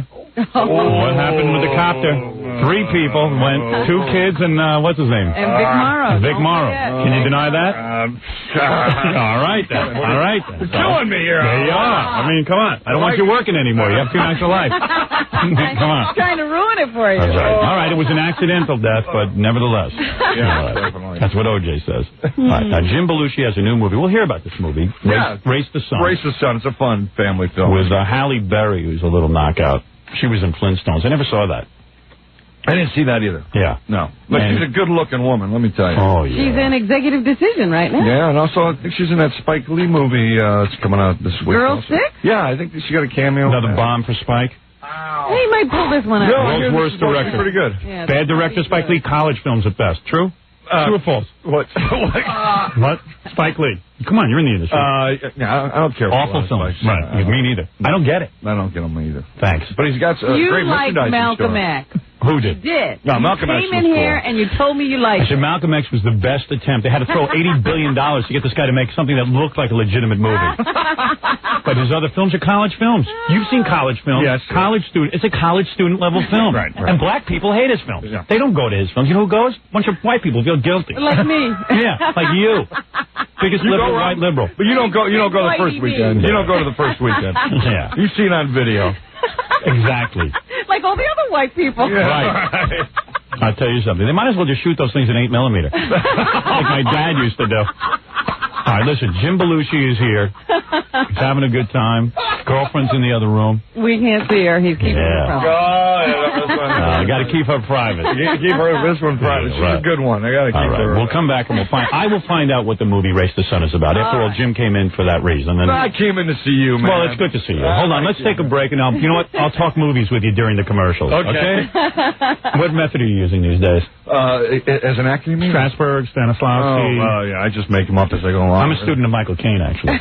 Actually, you know what? He's got a video out. He has a video now? We should watch it on the air. Let me tell you something. Yeah. He's really a good teacher. Did you read his book? No, I didn't. Betty gave me his book. Really? Yeah, and I read like a couple of pages, and I went, I can't read this crap. No, man, I want to tell you, when I did Mr. Destiny with him... That's a good movie. I want to tell you, when I acted with him, when I was looking at him and they went action, I went into another world. Really? He was so focused, and he was so in character. When they said cut, Can a good actor make you look incredibly good? Because Michael Caine, definitely. I did some scenes this weekend, and I had never done scenes before. Well, he couldn't do anything with Steven Seagal. Who? Michael Caine? Yeah, it didn't help. Stephen wasn't paying attention. You know, he's a karate guy. Come on. Stephen's in another world altogether. Stephen can't even lift his leg anymore. Do you notice? Can put on a few pounds. What kind of karate master is he? Yeah, he has got a little. Dude, I can lift my leg higher. What's that? But you know what I mean? I mean, this Michael Caine thing, it's true because... very good, I did some scenes this weekend with different actors and stuff. From the script? Yeah, from the script. Okay. Because we were talking to different people about different roles and things. Right. They're casting it now. Okay. So we did some scenes, man. And some people, they just make that thing come... I mean, they can really... come alive. Yeah, they make it come alive. I was really impressed. The only key, there's only one key to it, and that is whatever you're doing in the scene, you got to figure out what you're trying to do to the other person. That's right. And that's it. That's exactly what I do. That's it. I do that. That's your method. That's my simple method. Purpose. I say, wait a second. I sit down, I read the words on the page, and I say, is your motivation? what am I really doing here? Why am I in this scene? Not even what am I doing here or why am I in this scene. What am I trying to convince that person of? That's what I do. That's it. I do that You naturally. don't even know how to explain it. How can you say you're doing it? Are you kidding? I just go in there and do it. I start goofing on all the other actors. I go, I'm an idiot. What do I know? You're phenomenal. I just be, man. I'm being me. That's it, man. That's all. That's all. There's no technique. Now, did you actually sit in a school and do all that stuff? You went to acting class? Well, actually, I was a speech major. I really wasn't. I didn't take a lot of acting classes. Yeah, my dad wanted me to be a speech major. Really? You had to take science, and they knew I couldn't get through it. Oh, man. I just did a lot of plays. That's all. Yeah, that's how you do it. That's all. I just did a lot of plays. It's not all that difficult. You get up there, you start emoting. That's what I do. The only thing that's difficult is that when you see all the cameras there and all the people working and all the sets being built and all the money being spent, it gets heavy. It's a little pressure like, oh, now I got to be funny. Yeah, and you know what's weird? Like the other day, they said to me, okay, you got to do these scenes. Okay. So they said, in the cast, there's a bunch of people who have to be there. Which people do you want there? I said, listen, you bring in everybody. I said, if I can't act in front of this whole goddamn group you're putting together, then I have no business being in a movie. You bring in 50 people. So they brought in 50 people. I had no problem. Yeah, but the problem is they can't laugh during the filming. Well, yeah, right. You do it during rehearsal, but they can't make a sound during the filming. The sound, 49 people booed me. But one of them liked it. Come on. No, are you kidding? You weren't correct. Come on. You know what Ivan Reitman said to me? He said, you name the actor I worked with. He said, I never seen acting like this. Greatest acting I ever saw. You can take that anyway. He said, this is the greatest acting I've ever seen. That's all I can say. This is acting. He said, now I finally met somebody who could do what I need him to do.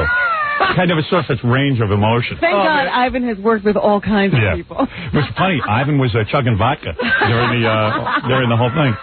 It's pretty wild. Wasn't that just Ivan on the phone a few minutes ago? Yeah, that was him. He was drunk. All right, listen, Jim, let's take a break. Okay. All right, let's talk acting during the commercial. We don't have to bore the rest of the audience. Yeah, they don't really. understand what we're talking you guys talk your craft. Let's talk about our craft. All right. You know what? Let's talk about your craft, and I'll pretend like I'm involved with it. All right, Jim Belushi, and the new movie is Race the Sun. We'll find out what this thing's about in a minute. You're listening to The Howard Stern Show. Yasmin Bleeth of Baywatch. Hey, Yasmin. Howard Stern. She's nice. What a pervert, man. I give him a hug, and he tries to rub my leg. I don't know what to do. Oh, be quiet. You love it. She's doing this show anymore. Oh, Yasmin? Sure. I guess. I mean, I haven't heard from her in a while, but she was on. Then, but I haven't seen her since. Look who's here. Never mind her. Jim Belushi. Hey, I'm here. He's got a new movie out called Race the Sun. Good family film. What do you mean by family film? Well, no nudity? There's no nudity. There's no swearing. It's very good excitement. It's an underdog story. It's a feel-good movie. You know, I find I can't act unless I curse. I had that trouble for years. Yeah, I like that because that's how I talk. I was very funny when I could swear, and then if you're not being, then you're being yourself. You're not acting. Right. Well, in the movie, I play myself, so unfortunately, I can get away with it. Oh, you can swear then. Yeah. All right. You're going to be like an NC. No. Rated R. Rated R. Oh yeah. Oh, okay. There's sex in it. All right. So you get a lot of breast shots. I have 2 nude scenes. Come on. I'm not kidding. We're going to see your ass, man. My ass. Might see my peenie. Huh? Oh, that was years ago. Yeah, she was beautiful. Yeah, she got the implants now, though, man. Now she's got some big chest. Oh, she's got implants. Oh, those are implants. Come on. You better get with it. Well, what are you asking me for? What's the matter with you? Like a surgeon? I don't know. I can't make a human professional breasts don't look like that. Hey, didn't you do a film with that moron Charles Grodin? How stupid is he? What are you? Jim is stumped. He doesn't know how Grodin is one of the smartest men I've ever met in my life. Really? Are you kidding and me? he's so stupid on that TV show. Is he stupid? Yeah. I've never Is that seen a character he's doing Yeah. No, he is one of the most, he writes books. He's one of the most intellectual men I've ever met. Now, let me ask you something. His toupee is very bad. You think a guy with that money would have a good toupee, don't you? You're right. His toupee's but Chuck, you got to work on a toupee. Yeah. I'm sorry about that. He should go to Men's Hair now. Yeah, but you know what? Did you ever see the bills for how much his hair cost and stuff on the movie? No, I'm being serious. Like, when you're working up, do you ever see him bald? Or does he always wear the toupee? Always. Really? Yeah. He walks out of the trailer in the toupee? Yes. And if someone's placing his wig on, you're not allowed to be in the trailer. We're not anywhere around. It's come especially early to put it on, Wow. I'm learning a lot about... it's showbiz. You're going to learn this. I'm just asking you. That's all. I like to know. How are you going to wear your hair in the movie? You going to wear it long? Like Louis the 14th. Yeah, you're going to... Oh, yeah. Absolutely. You're not going to pull it back. You're not going to curl it, nothing. Well, the movie is over a span of 40 years. So there's many different hairstyles. Oh, okay. My short hair, then my long hair, my Louis the 14th look, this look that you see now. All right. All different looks. You will finally get to this look. Oh, yes. Oh, yes. I will get to my modern day look. But until we get that, the audience has to wait a long time. My hair builds anticipation. Oh, man. Oh, yeah, my hair goes through lots of different changes. That's part of the movie. You can date the film by his hair. Oh, absolutely, Robin. Absolutely. Now, in this movie called Race to Sunday, you have different hairstyles, or you say the same one? Yeah, no, I'd say the What same. span of time are we talking about? Yeah, are you over 40 years? I'm over 40 in this movie. You are. I'm the shop teacher. All right, give me a synopsis, and don't drag it out. Make it like a pitch meeting. Give me the bottom line. It's a great story. It's a great movie. Go ahead. It's about these misfit kids in Honolulu who go to this misfit high school, and they have this... That I like. Down and out kids who enter into the science fair and they build a solar car. Are they geeks? No, they're kids. Screw-offs. Right. But they're cool. No, they're just kind of low-life kind of guys. All right. And they build a science project. Solar car. And what happens? They win this opportunity to go to the international solar car race in Australia. How many kids can build a solar car? I'd say they're a little unusual. That was the point. The point was that, through the synergy of these 6 kids, you can accomplish something bigger than yourself. Kids building a solar car? Yeah. But here's the thing. Now, how do you fit into this? Are you one of the kids? I'm the shop teacher. Oh, you're the shop teacher. I'm the guy. I'm like the coach. Hallie and I are like the coach chaperones with these kids. And now that you play the shop teacher, do they do any of the special effects? Like, remember Lieutenant Dan and Gump? They took off his leg. How shop teachers always missing a couple of fingers? Did they take off your fingers? No, but they did want me to have a limp. They wanted me to have like a wooden leg, and I went, no, guys, come on, get rid of the wooden leg. That's funny. My shop teacher used to wing like pieces of chalk and erasers, and they always walk with a limp and they were always missing one finger from the lathe. Oh, man. Come on. My shop teacher's name was Dusty Rhodes. That was really? His name. Yeah, Dusty and he Rhodes. wasn't a disc jockey? No. And he had a limp. And we used to do the same thing. We used to terrorize him. Right. But I'm a different kind of shop teacher. You're a cool shop teacher. I'm a cool guy. And who's Halle Berry play? She plays the science teacher. Ah. And does she wear hot outfits when she teaches the class? Yes. Yeah, I had a teacher like that. Mrs. Weinstein. She wasn't the science teacher, was she? No, she was like in 3rd grade, and we always look up her dress when she'd sit on and then she had big breasts, and she was really hot. That's hard in high school, man, to have a hot teacher like that. Oh, man. I was in love with a couple of my teachers. And we drop our pencils so we could see like up her dresses, so she wear panties. Jesus, I love women like you do. Yeah. Well, I want to meet that lady of yours. Yeah, she's just... Come on, bring her in, man. Don't be uptight. Come on, be a guy. Let us look at her. What are your criteria for dating? What do you look for in a woman? Vagina is my criteria. I mean, if you got an age range. 7 vaginas. Yeah, how old is this one? Don't you go above? How old is this one? Jenny? Yeah. Jenny. 28. Oh. Yeah, nice age. What a nice age. When's the last time you saw 28? But where's the cutoff? Nice age. Warning about the cutoff? Yeah. Well, they got to be able to cut their own food. Right. What's the youngest you date? Like 19? You don't care. No, I don't date anymore. Right. I mean, how long you been with this when Jenny? you were, you had 20 women at one time. Yeah, I went from like 18 to, You would never date anyone your own age, though. Yeah. Lovely girl, maybe. Really? Yeah. Very, very lovely girl. All sizes, all colors? You ever have black women? Everything. Chinese? You name it. Really? Everything together. Yeah? Put them together a couple times. You had group sex. Group sex with me and a group of women. Yeah. Wow. On elevators, we do all kinds of trees. Now, this movie of yours opens up on Friday. Great segue, yeah. No messing around. From group sex to this family movie. Yeah, right. All right, Race the Sun, yes. You've never done any gay stuff, though, right? No, gay stuff. That's I mean, not the good. women have done the gay stuff. And who are your I friends can't watch. besides Aykroyd? Who do you hang with? Yeah, who do you hang Well, with? you know, I hang out at the House of Blues a lot, so I've been starting to hang out with musicians a lot. Really? Yeah, I got a little band, man. Oh, do you? Oh, yeah, I played for the president in September. We had a benefit at the House of Blues, and Clinton came, and What do you play? I sing. Oh, you're the singer. You're the singer. You sing? Yeah, we sing at the House of Blues in Los Angeles about once a month. Yeah. I sing Is that like Bruce Willis playing harmonica? You got to stand there and watch him do it, even though he's not good at it? Or are you a good singer? Oh, no, Bruce has gotten very good. Oh, come on, man. I've seen him, man. Cut it out. He does some Cut it Delbert out. McClinton tunes that are really hot. I'm telling you. Well, now I know because You're part of show business. I'm telling you. You've gone completely showbiz. Now you're complimenting. I've made so much money now I can say anything I want. You're complimenting Bruce Willis's harmonica playing. I'm telling you. Oh, come on. I know now because I've tried to do these Delbert McClinton songs, and they're very difficult songs. What about your buddies? Who is the inner circle in Mr. Jim Belushi's life? I just hang out with Jenny. That's about it. Really? Now, who are your friends? Danny? Danny I hang out with once in a while. That's all. Bill Murray? No, I don't hang out with Billy. No, He doesn't let that happen. Billy doesn't let anybody hang with him. He kind of just hangs. It's too bizarre, that Bill Murray. He's a little bizarre. Right. Yeah. No kidding. He's very funny, though. Very talented man. Can you But I get mistaken as him a lot. Do you really? I get it. Really? People come up to me and goes, "You were really good in Ghostbusters." Not me.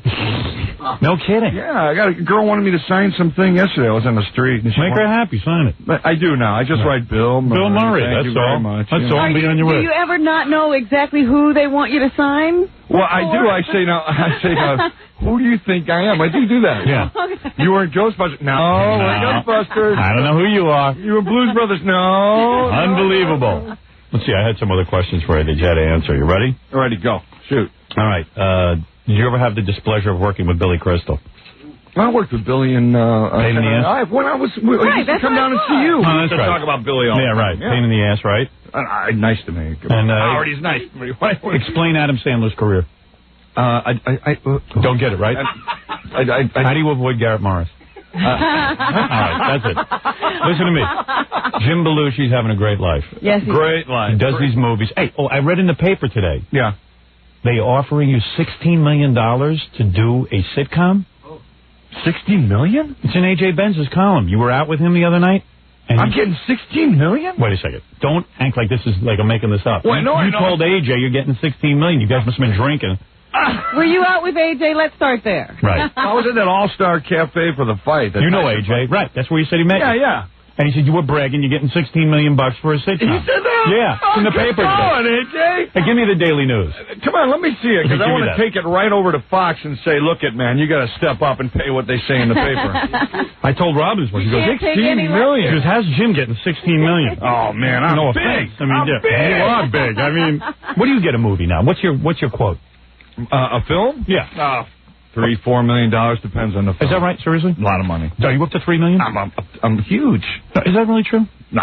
I'm serious. It varies. It varies. You have no idea what goes on in Hollywood. Yeah. You go in one movie, you're immediately up to $3. You know that Alicia Silverstone has a production. Yes, I did. I saw one that. movie. Yeah, Well, I was reading about Nicolas Cage the other day. He took $240,000 for leaving Las Vegas. Well, that's Who's that? Nicolas Cage. Yeah. And they claim that that's a lot less than the usual $4 million. Yes, actually it is. Nicolas Cage. Yeah, he doesn't put asses in the seat. No, Well, believe me, he'll be getting more now. There's a script that I might be doing for like scales, for Yeah. $60,000 because Yeah. you do it for the material, you know. And then what do? You get a piece of the Well, I action? understand Yeah. that. Yeah, Yeah, it's hold a on. risky piece. It's usually very risky. Oh, yeah, what are you playing there?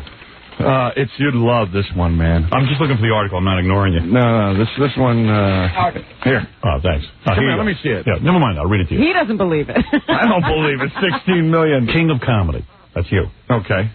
Finally, there was Jim Belushi, who's about to land a boxing-type payday really soon without losing any blood or smearing Vaseline on his face. Belushi, chomping on a cigar in the back of the room. This is at the bar. All right. Reluctantly, told us he's about to star in his very own sitcom, It's Good to Be the King. Yeah, good be king, right. All right. You got that right. Got that right. Anyhow, the show sounds like a winner because it's being written and produced by Chuck Lorre, Right. who developed such hits as Sybil and Grace Under Fire. Yeah, he's All great. right. All right. He's so great, far, so far we on target? All right. Let's get to the $16 million. The show's premise, Belushi plays Tommy King, a divorcee, who rears his 14-year-old while... You rear him? Yeah. Well, that's not very nice. And I don't What are you? think I can What is that? A fag show? Yeah, it's a late night show. Come on, that's going to be on after 11:30, I hope. Who rears his 14-year-old while running a blues club frequented by both yuppies and wise guys.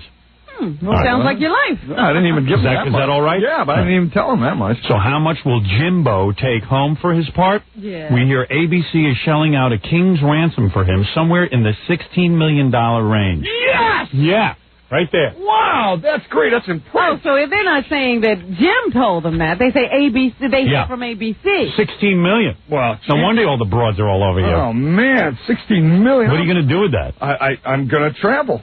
I'm going to travel, buy some more girls, travel with them all. More girls. Do you think you get $16 million and then you have to produce the thing and pay for all the sets, or is that $16 million just for you? Yeah, you have to pay everybody else. Yeah, I mean, do you have to pay people out of that? No, it's mine. Oh, man. It's all mine, Howard. Come on. I got to get into the sitcom. Oh, yeah. You can get me a part on that. Wow, man, you got it. And I can pay you. Thank you. Because I got a lot of money. Come on, man. Before you go, let me see your check. Let me just look at her. Come on. She's a very nice girl. Let her just pop her head in and say hello. Where is she? All right, bring her in for a second. Bring in. He didn't tell us anything. He didn't tell us where they met. Who cares? As long as she's the one. Very nice. He's never going to marry her anyway. Terrific. Nice. Do the parents hate you because they know you're going to just use her up and then... Oh, Jesus. Beautiful. Oh, you're my type. You're my type. Come here. I mean, just say hello. Walk in the door. Oh, I like you. See her. Oh, nice body. Nice girl. No, you're a very nice woman. Yes. How's it feel to be with a movie star? But you never imagined, huh? Talk? No, you don't have to, but you got to be moved to tears when you see Jim. I am. Oh, good answer. Are you excited to be with a movie Well, star? she's excited now. She just heard I'm making $16 million on this TV show. Yeah. You better get your hooks into him quick. You want to marry him? If he asked you, would you marry him? Putting me on the spot here. Really? How long have they been together? Maybe it's too early to tell. It's way too early. Is it exciting going out with him? Because you get to go to like blues clubs and watch him play stuff with Bruce Willis and all that? Very, very exciting. Really? Very exciting. You know, Dennis Quaid is the next Chuck Berry. Did you know that? What? What does that mean? He hangs out those clubs too. What does that mean?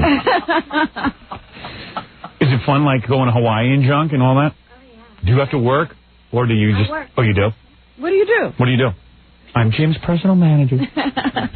Tell him what you I do. work. I work in sales. Oh, you do work in sales. So you can travel with Jim when he needs you to? I travel with him. Oh, that's great. I met a girl going out with a guy, a big star. I said, what do you do? She says, she works. I said, what do you do? She says, I pick out his socks. I said, you're kidding. That's what you do? What kind of job is that? She goes, he pays me pretty good. You pick out his socks, too. So do your parents hate him because they think that he's really, they like him? Yeah, he's the best guy. He's a great guy. But they got to be, skeptical of a guy who's been married twice. You're a lot younger than he is. Takes people to, They're probably afraid that their little girl is going to, be used up by Jim and then, left on the side of the road. They don't want you hurt. Right. Surely. I'm strong. Yeah, you can take it? Very strong girl. Well, maybe you'll dump him. Who knows? Yeah, Do you have any kids? Yeah. You got kids? Yeah, I have a 15-year-old. This is your life, this TV show. Yeah, don't you? It is, yeah. The $16 million I want to make part of my life. Yeah, she's looking that up. Hey, do you have any younger sisters? No. Oh. Older brother. Oh, good. Then you'll date him. Yeah, good. Will you go out with me? Won't have it, huh? What is that? Thank you. What is this? Oh, this guy on the phone says he saw you and Robert Shapiro at a club. You buddies with him? Yeah. Yeah? Yeah, actually, yeah. I hate that guy. I can't stand him. Yeah, because he represented O.J. He represented me on a case. That's why I know. Oh, really? Yeah, what kind of case? What kind of case did you have? What were you in jail? Oh, no, a long time Who ago. did you kill? Some guy spit on me, and I slugged him. And I got sued. Yeah. You were right to do that. Absolutely. Guy spit on me. Yeah. You should be able to kill a guy. Yeah, well, I almost did. Yeah. And Shapiro represented me. Was it Chevy Chase? No. No, wasn't? No. Someone told me it was Chevy Chase. All right, so that's what they got. You got the life. Better hold on to your man. Do you ever get jealous? Because, he's around a lot of beautiful women. No. Always. No. She's jealous, Never. huh? Always. Yeah. Never. What a life. I wish I was going out with you. I treat you right. Yeah. Oh, yeah. I take you to... Oh, I'm not married. Yes, you are. I'm married only in the eyes of the church. You ever get to see Jim nude? All the time. Really? On the way up, here. Am I taking this one? Yeah. Yeah, hi. You're on the air. What's your problem? Hello? Nobody's there. Some guy wanted to talk to you. He's out there. Yeah, I went and saw McCoy Tyner the other night down at the Blue Note, and Shapiro was there with us. Oh, no kidding. Yeah. Nice guy. Did you talk to him about OJ? No. Never? No, he had just left an interview with Barbara Walters. And he said she just creamed him. So I didn't really ask him any questions. He didn't want to deal with it. Oh, man. Now, Barbara Walters creams you. Yeah. I mean, Barbara Walters is a no-brainer. It's a no, he better not be interviewed by anybody. Yeah. He's doing a book tour now. So, yeah, I know. I get you. So he said, he said, I talked to her for 90 minutes. He goes, you know what the first question was? I said, what? Did he do it? Great. And he goes, that was the first question. Yeah. They got worse. I think he said they got worse. You get to hang out on the set with Jim? Oh, that must be cool. No kidding. Yeah. Man. I do. How'd you meet him? She picked me up, yeah. In a store? Yeah. And you were like, hi, Jim. I don't know who you are. No, I wasn't. Did you pretend like you didn't know who he was? That's the cool move. That's what Yoko did. She met John. Yeah, and everybody's learned from Yoko. Yeah, right. You pretend you don't know. How did you not know who he is? Yeah, so you knew right away. You're like, hey, he's cute. I'll go after him. Man, I wish women were doing that to me. No, I didn't. No? No, she was drunk at the airport bar. And she was going, hey, you, come here. You got a nice ass. Yeah. Come over here. You Did he put you in the movie? Jeans. No. No, he didn't. Not an actress. Wow. Does he at least take you to the movies? No. No, all right. Okay. I don't take her to the movies. Yeah, what do you have to do that for? Just get in my hotel room. On the airplane, I take her to the movies. Right. Well, listen, I wish you a lot of luck with this new movie. Hey, thanks, Howard. And good luck with yours, man. Thank you. Betty for me. Jim Belushi's new movie is called Race to Sun. It opens Friday. Opens Friday, okay. And Halle Berry's in it. And she's not nude, but she looks good in it. She looks hot. Good. That's what we want. And congratulations on your coupledom. Coupledom. Whatever that is. I hope you two get married. You We make a hope lovely to see couple. you the next time we see Jim. Yes. Yeah. What are the odds of seeing your beautiful girlfriend again the next time you come here? Watch out for him. Don't let him do that to you. All right. We only see Jim every 5 years. It's called Race to Sun. Go see it on Friday. Jim Belushi. Thanks for coming in, Jim. It's great seeing you again. All right. We'll take a break. We'll be back. You're listening to the performer who sold out Nassau Coliseum in 20 minutes, Howard Stern. It's the Howard Stern Show. Here's Howard.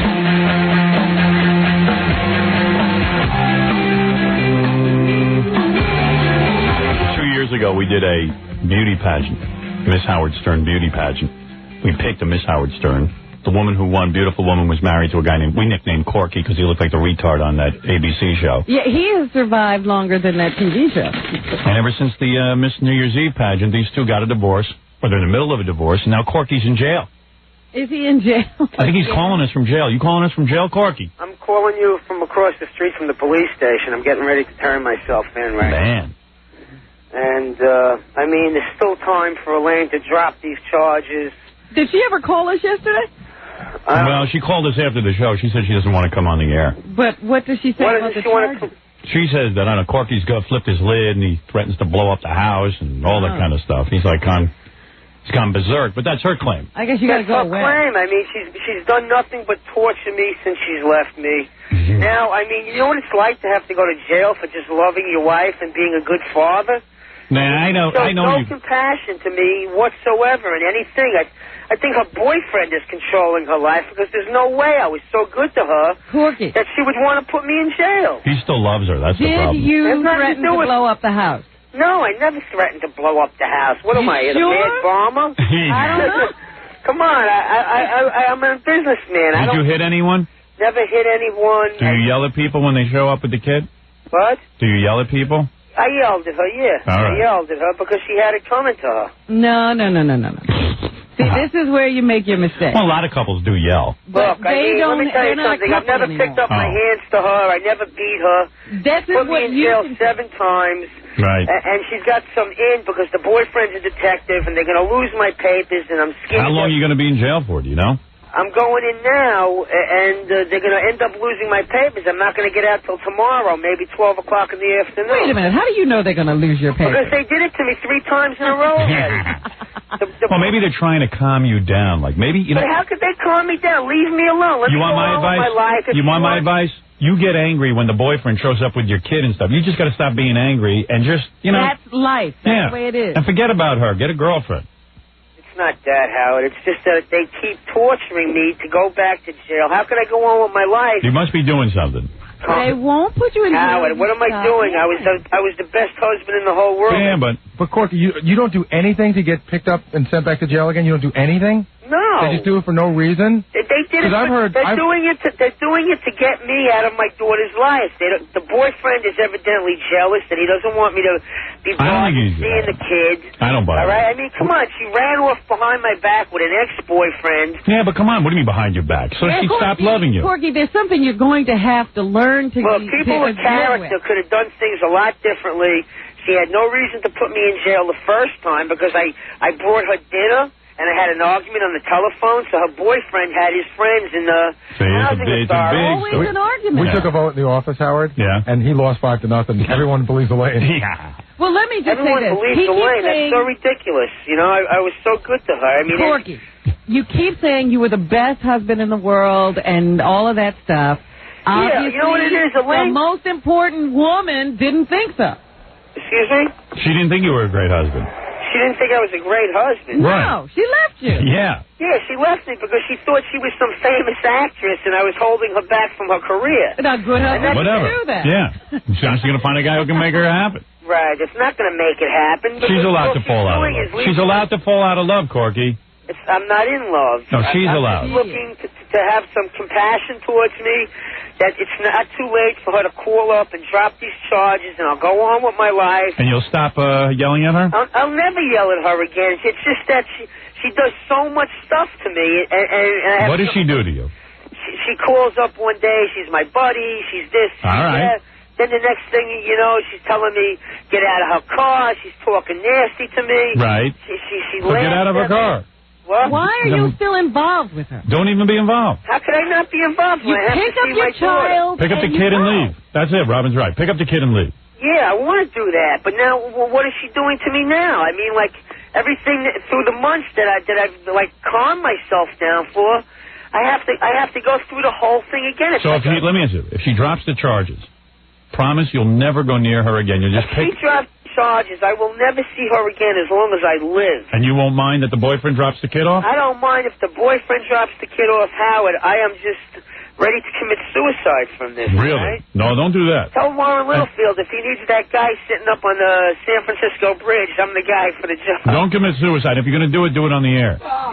You know what I'm saying? Does he realize now, I mean, Corky, do you realize now that you and Elaine will never get back together? I always realized that. See, he says he realizes it. I realized He didn't always realize it because we had him in All right, one. so here's the bottom line. Why don't, Gary, you try and track down Elaine. Okay. You say to her, hey, listen, Corky says if you don't put him in jail today, drop the charges. Please, just one time to One show time. me compassion. Swear. And I'll make her the happiest person Now, so in the listen to world. me. Swear to God. I swear on my daughter's life, I swear on my mother's life who's dying in the hospital right now in Florida, Go ahead.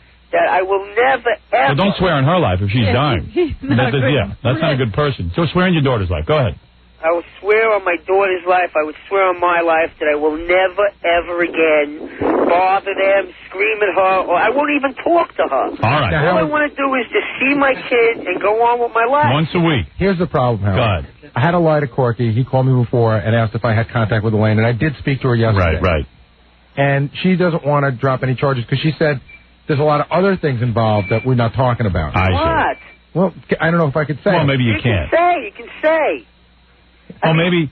If she wants me to go to therapy, I'll do whatever I have to do. But the jail just keeps making me more and more angry, and it keeps bringing me back to the situation. Well, how about if you do go to jail, stop being so angry, get done with it, and then get on with your life? Because when they go to jail, Howard, they're gonna bring me back.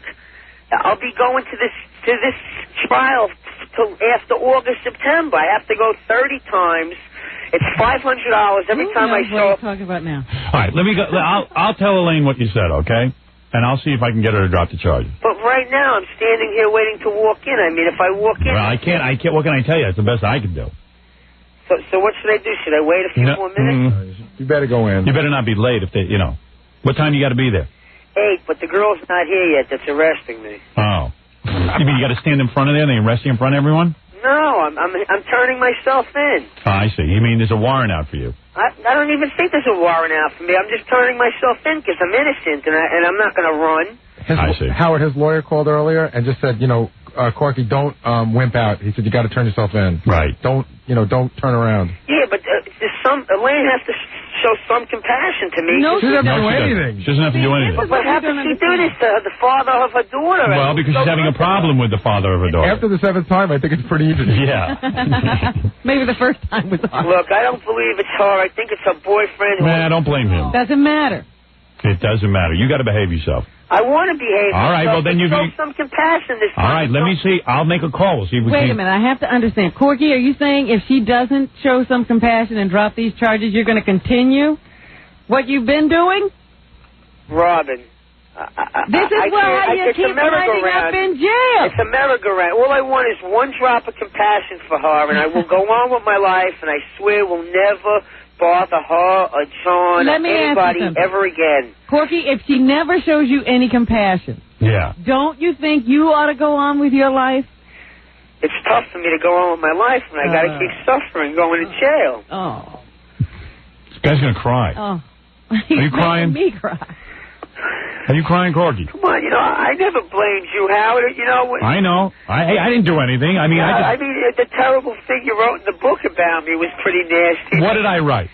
You wrote that it was no wonder she left me. Do you know when we left Manhattan on an Albany trip, the second I pulled my car out of the driving spot, Ronnie, the limo driver, cut me off so bad that I almost put my daughter's head through the windshield? No. Let me tell you something. First of all, That's Ronnie, everyone saw you that day. You were driving like a maniac. Yeah, because the second we had left Manhattan, he cut me off. Well, everyone was cutting you off. No.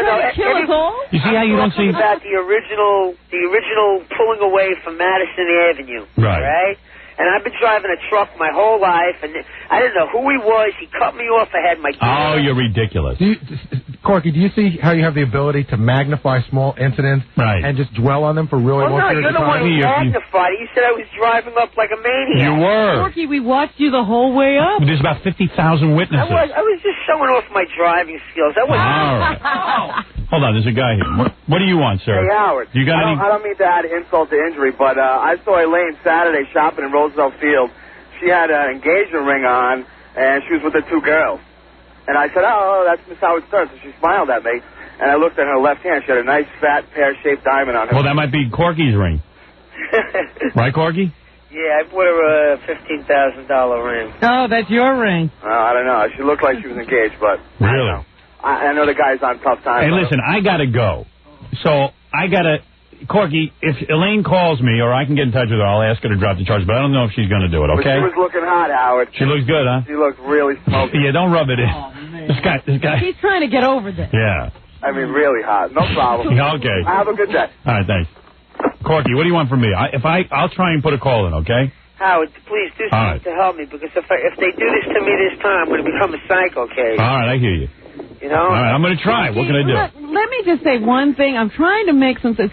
You know, the difference between your coming out of jail and going on with your life and not is... Robin, I'm trying to get out of this. Well, wait a minute. I'm just saying, longer jail time. You got to think about that. Right. All right. Corky. Yeah. Robin is going to try and work everything out for you off the air. Yeah. She has the patience of a saint. She can talk to you for a long time. She'd straighten you out, but she don't have the time. All right, goodbye. All right. All right, good luck in jail. Good luck in jail? Yeah. Just wanted to give him something else to think about, Howard. He got his own agenda. All right, goodbye. All right. You're trying too hard. Well, he's one of those people who's always saying that if somebody else would do something, I could do something. Sometimes you just have to do it whether they're going to do it or not. Dave Letterman is here. Oh, that's why we had to go. Yeah, I mean, I had to go. I couldn't sit and listen to a guy going to jail. Whining about his wife. 12 years I waited to get Letterman in here, and Robin became Dr. Joy's brothers. All right, let me take a break. All of a sudden I cared about someone. Yeah. And you cut me off. You picked the wrong time to care. Let me take a break, and then we can get Dave in here. All right. Right after these words. You're listening to The Howard Stern Show. 97.1 The Eagle. 820 and 97.1 The Eagle. Partly cloudy. Car for next weekend with 15 convenient locations. Superstar is never far from your home or office. Make your next weekend one to remember. Call Superstar Rent-A-Car at 247-3400 now. 825 and 97.1 The Eagle. Come on, let's return. This is exciting. Howard Stern Show.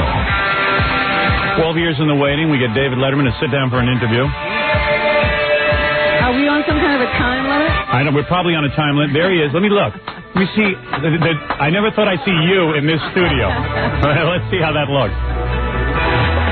That's the way it looks. There he is, the king of late night. Look at him. Standing there.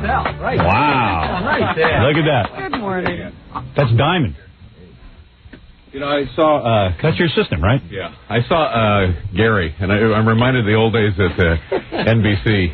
And whenever you would do the show or something, like afterward or like a half an hour before, Gary would always be chasing somebody, saying, now you'll call me. You'll let me know if there's like an opening. You'll let me know. He's driving me nuts. I don't know how much more I can take this. It was so great. When we were at NBC, one time I sent Gary up to see your penis when you were going to the bathroom. I thought it was a good gig. Right. And it was pretty nice size. And Dave had a great move, too. I got to say, we came back and he goes, whoever his assistant was, Susan, you take care of that, Gary. You need something to take care of, you take care of that. Right. Yeah. And then Gary would go up. I don't care what it is. Let me know any opening whatsoever. I can't take it another minute. Well, Gary would actually go upstairs to, the David Letterman show floor and say, hey, can you be our guest? Yeah, to all the Dave's guests. Raid the guest room. Because nobody would come on our show, and then finally you guys wised up and yelled at us. I got called up to the 14th floor and I got yelled at because David Lee Roth complained about us. He's not complaining anymore. Yeah. Right. Yeah, David Lee Roth had the nerve to complain. What's he got to complain about now? Right. He's having a good time. The world by the tail, don't he? All right, let me look at you.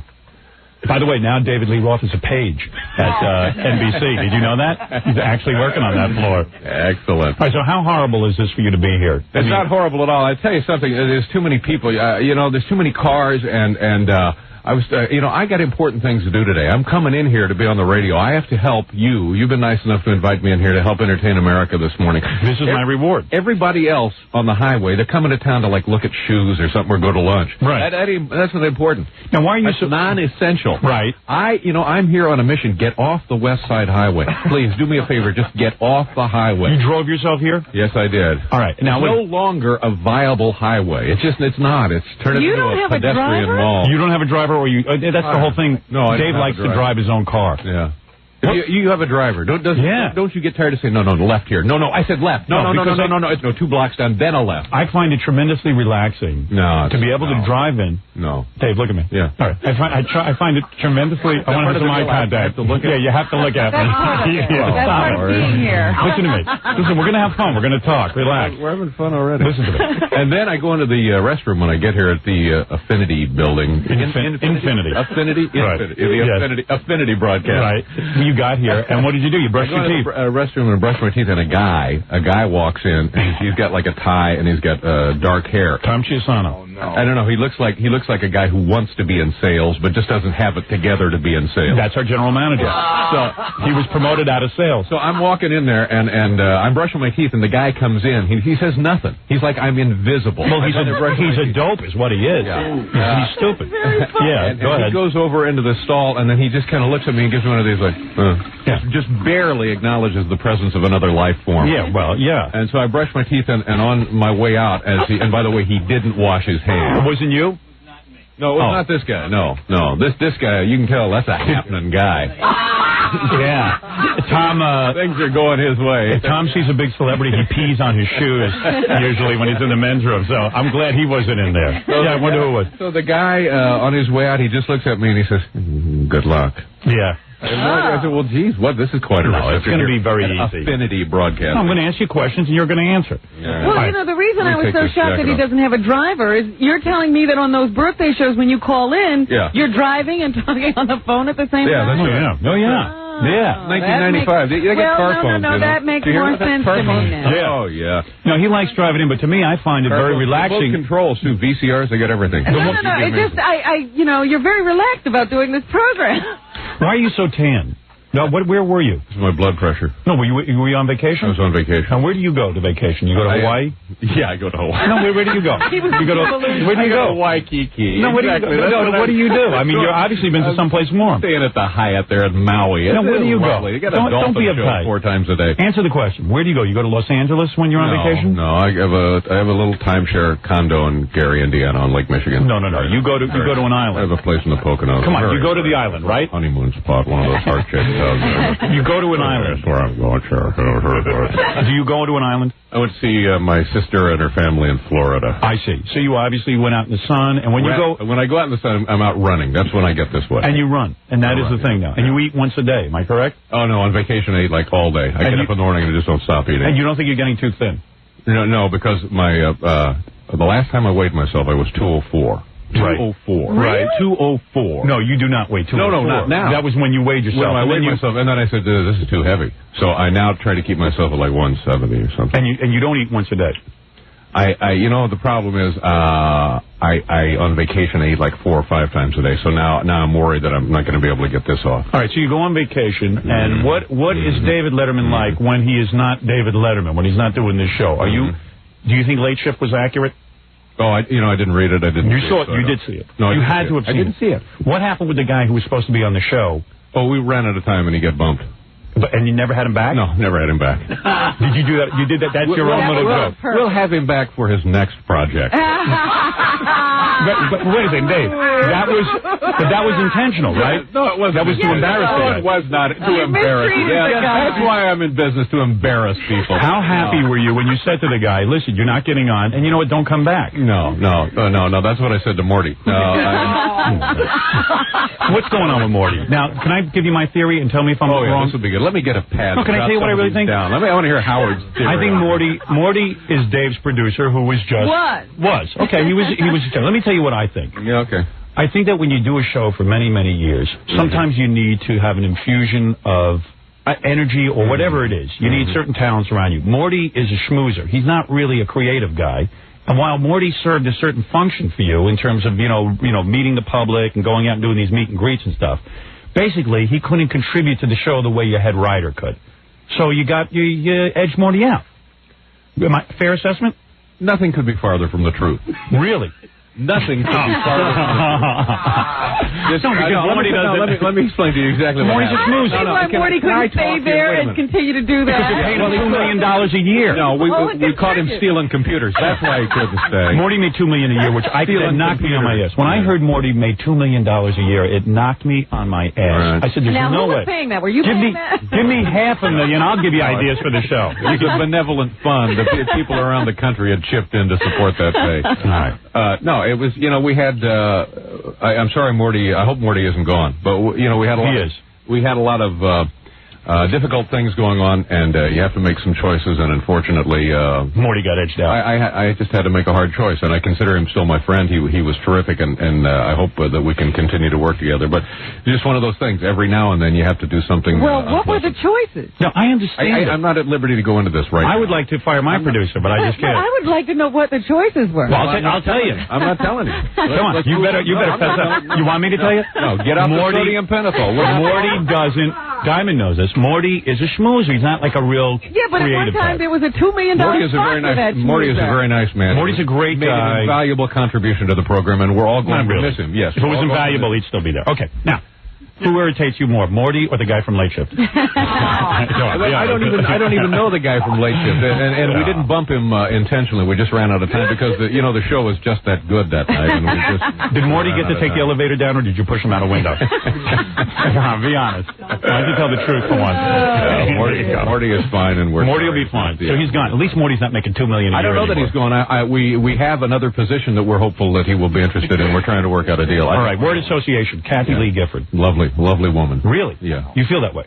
Like to have sex with her? You like to have her sing on your show? Yeah, why do you have her sing on the show? Yes. Because I think if we have her sing on the show, I might be able to have sex with her. I think if you were honest, you'd say, yes, she's attractive, but you can't stand the vapidness of Kathy Lee Gifford. And you're making fun of her Nothing by could be farther from the truth. Right. Nothing could be farther from the truth. And by having her on, and that singing especially. It's a goof. No, you're goofing on her, but she doesn't know. I think you're goofing on her. I think she's goofing on everybody, don't you? All right, you ready? Yeah, ready for what? Let's talk personal life. Okay, here we go. All right. Marilyn Marco, I've had on this show many times. She's a long-time girlfriend. Oh, I think she's terrific. Yeah. I think she's terrific, but I can understand you become very famous, and then you have to experience the better side of life. Oh, stop it. You stop it. Would you consider yourself a womanizer? No. I can't figure you out. I cannot. I mean, if I was in your situation, you were smart. You got your divorce early on. Yeah. Very smart. Very smart to get the divorce early on. Well, you never had to give up any of your dough. I had nothing when we got divorced. Perfect. Yeah. That's even better. So, all of a sudden, You got no wife. Mm-hmm. You're a single guy. You become David Letterman. Mm-hmm. And you didn't get laid a lot in high school, right? I know. I never got laid at all. I just don't. Right. You know. When did you lose your virginity? I used to. What makes you think I have? I used to work with guys. Yeah, right.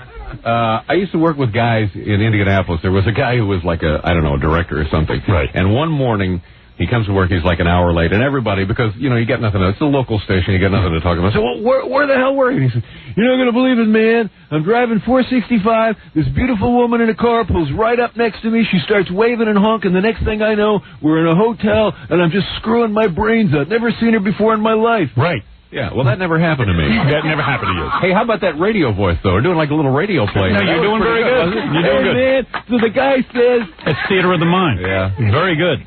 Was Jim Belushi in here? Yeah. How was he? He was good. He did a real good job. I haven't seen Jim in in a a long time. We just, we had a good time. And he was very grateful. He was grateful to you. He told me off the... I like him. I've always thought he was a very nice man. So when he was at Saturday Night Live, he was a low man on the totem pole, and you would put him on every once in a while. And, well, he was always real good on the show. Yeah, I mean, that's what you did for me. When I was... Because we were talking about when I was at NBC, I always got my... Howard.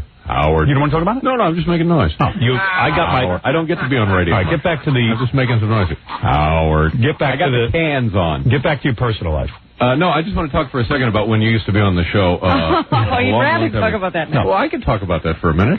No, when I first got on the David Letterman show. You were enormous. You were huge. You were a balloon. No. I was at NBC Radio. They were beating me up pretty good, and then you had me on as a guest. That's right. And by having me on as a guest, it sort of elevated me in their eyes. It helped a lot. The first time I knew of you in that building, one night, it was about 7 o'clock, and a couple of guys get off the elevator on the 14th floor. You know, just guys. Right. You know, just that kind of...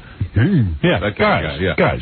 And I walked out and I said, can I help you guys? And they said, yeah, can you tell me where they do the Howard Stern show? Right. It's just like the guy that we're talking about in Indianapolis who got late on the way to work. It's the same voice. It was that same guy. Good impression. Yeah. Howard Stern. I talk about your personal life. So, anyway, you could have any girl. You once got mad at me because I talked about you. I read an article on the Inquirer. From the Inquirer. You yelled at me during the commercials. Right. It was upsetting to me because your comments had made my... they were upsetting to me and to my girlfriend. Right. And so when you're in a relationship, if you don't stand up for something that's unpleasant or making your... girlfriend unhappy, then you're a weasel. But meanwhile, so I was in the middle of trying to be funny. I had to take you down a peg. Yeah, but you did. But meanwhile, knock the wind out of you, buddy. What's weird about that incident? I was in the middle of trying to be funny on your show. Listen to me. Yeah. So stay with me on this. Yeah, I'm with you. You know, because I'm kind of wondering how she would know he stood up in the middle of trying. He told her. In the middle of trying to. He went home. When will that task be completed? No, imagine this. You're on. The whole idea is to do it in public so that everybody knows you. You should have told me off on the show. I was graceful. I was gracious enough. I did the gentlemanly thing. First of all, I went home that night. I was all shook up. Trying to be funny in the middle of trying to be funny. I started to write Dave a letter to say, hey, listen. I sit there. Letter from Howard. No, but I never sent it. I'll tell you why. I was sitting there. I was saying, well, what did I do wrong? I goof around about everyone. Right. It was your girlfriend's probably a beautiful woman, but it was a bad picture of her in the Inquirer. They had her jogging with her hair back. I understand that. You understand that. She doesn't understand that. She's unaccustomed to having people say unpleasant things about her on the I had to react to that. But I was in the middle. But wasn't I in the middle of trying to be funny? You don't yell at me when I'm still trying to be funny. I see. I think so. You're still with the same girlfriend? Yeah. You are, and you stick to the one girl. Yeah. That's it. Thank you very much. Wow, nice move. What did Diamond just do? Diamond just gave Dave some liquid. You know what I mean? Ooh, very nice. Hey, Fafafui, why don't you ever come in and give me liquid? What are you drinking? Could he stand and watch her? Just coffee. Yeah. Can Gary watch you? Seriously. Can he travel the day with you? I can't stand it another day. Anything, whatever you have. I don't care what it pays. I'll send the resume over. I can't. Why didn't you He's take killing Gary? me. He's breaking me. Here, give Dave some water. Here you go. He's all uptight. Why didn't you take Gary if Gary was making such a fervent plea? Yeah, guess again. All right, now. So you got this one girlfriend, but you will never marry again. Is that true? No, I'll get married again. You will? Sure. But you're not going to. I have even read... I'm going to get married. See, you've been married once. Right. You only want to be married once, right? Well... Yeah. No, I've been married. I would like to experience my fame and be able to go out with women. Yeah. That would be an interesting proposition for me. Because I, like you said, I never got laid. So get the divorce, lose half of everything you have. But I love my wife. Automatically, lose half of everything I can't deal with that. I love my wife. I can't imagine what it'd be like to be single and be able to get women. Right.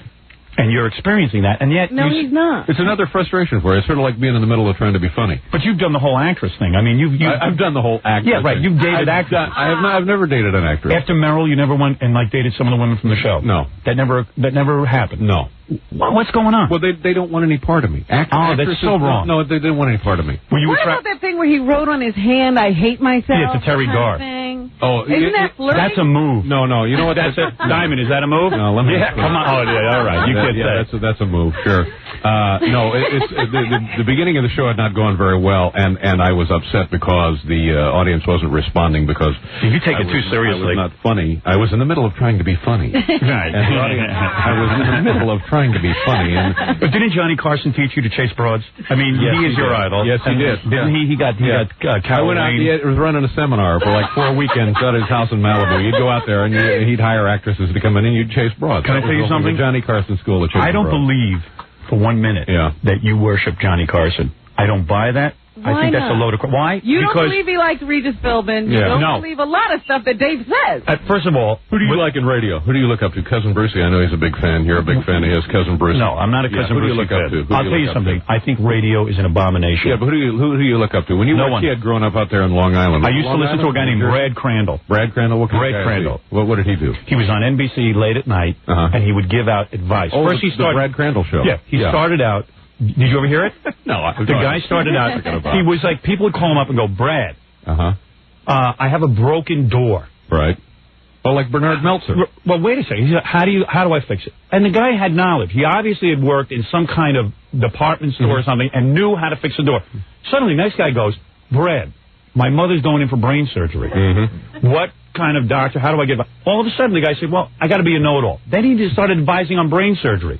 Next thing you knew, he was a financial guy. Next thing you know, he was a lovelorn guy. Right. Anything you threw at this guy had an answer. It was all crap. Yeah. You knew he didn't know a thing, but the fact was he was consistent. Right. He would never admit he didn't know anything. Well, so there you go. You And look him up I to him. admired. Okay. Well, I guess so. If you're going to pick a guy. Same with me and Carson. I always thought Carson was your Brad Crandall. Really? Carson is my Brad Crandall. And you really taught me how called... to fix a door. And you called Carson when you needed advice about NBC? I called, when we were trying to decide whether to say, because they had offered us the Tonight Show, and we also had the situation at CBS. So I called him. I said, what do you think? What makes sense to you? I thought the Late Shift was very good, by the way. They had offered you the Tonight Show, but you'd have to wait until Leno's like another year or something, yeah. Did you like me with red hair, though? Was that guy was really good. Yeah, I understand. Red hair. Red hair. I think he was accurate. Yeah, it's not. I'm sorry. I guess there was just no videotape available on me. No, I think you're nutty. I think you're nutty. Diamond, is Dave nutty backstage? Could we get some video? I know. There's no videotape. Wasn't it accurate? Doesn't he throw stuff and everything? Let's just take a guess. He has red hair. Just my guess. I think Letterman has red hair. No way we can confirm that, of course, because we have no idea. That's a guess. He has red hair. Quite frankly, I was expecting you to look like that guy. I really don't know who you are. The one part I didn't buy in the Late Shift. Who cares? I don't believe Morty's opinion counted. I mean, like he's in every meeting. Could be farther from the truth. Nothing. Why would you bring Morty into a meeting when you're meeting with your agent and discussing how much money you're Morty, getting? what do you think I should do? I always like Morty. Yeah, I got a kick out of Morty. Morty knows a lot about you. Could he write a book about you? Sure, absolutely. There's no kind of thing holding him back? No, he can do whatever he likes. You're not worried about that? No, I'm not worried about it. All right. Word He's association. a gentleman, and I like the man. Word association. I thought we completed the word association part. Ask one more Go ahead. question Let's go to the true false. We have tons of questions. How long do I have you for? I don't know. What are we going to do? All right. I'll give me a couple more minutes. Who's coming up next? Who's after me? We're going to do the news and then we're getting the hell out of here. Oh, okay. But let me ask, because this is bothering me. You're now saying that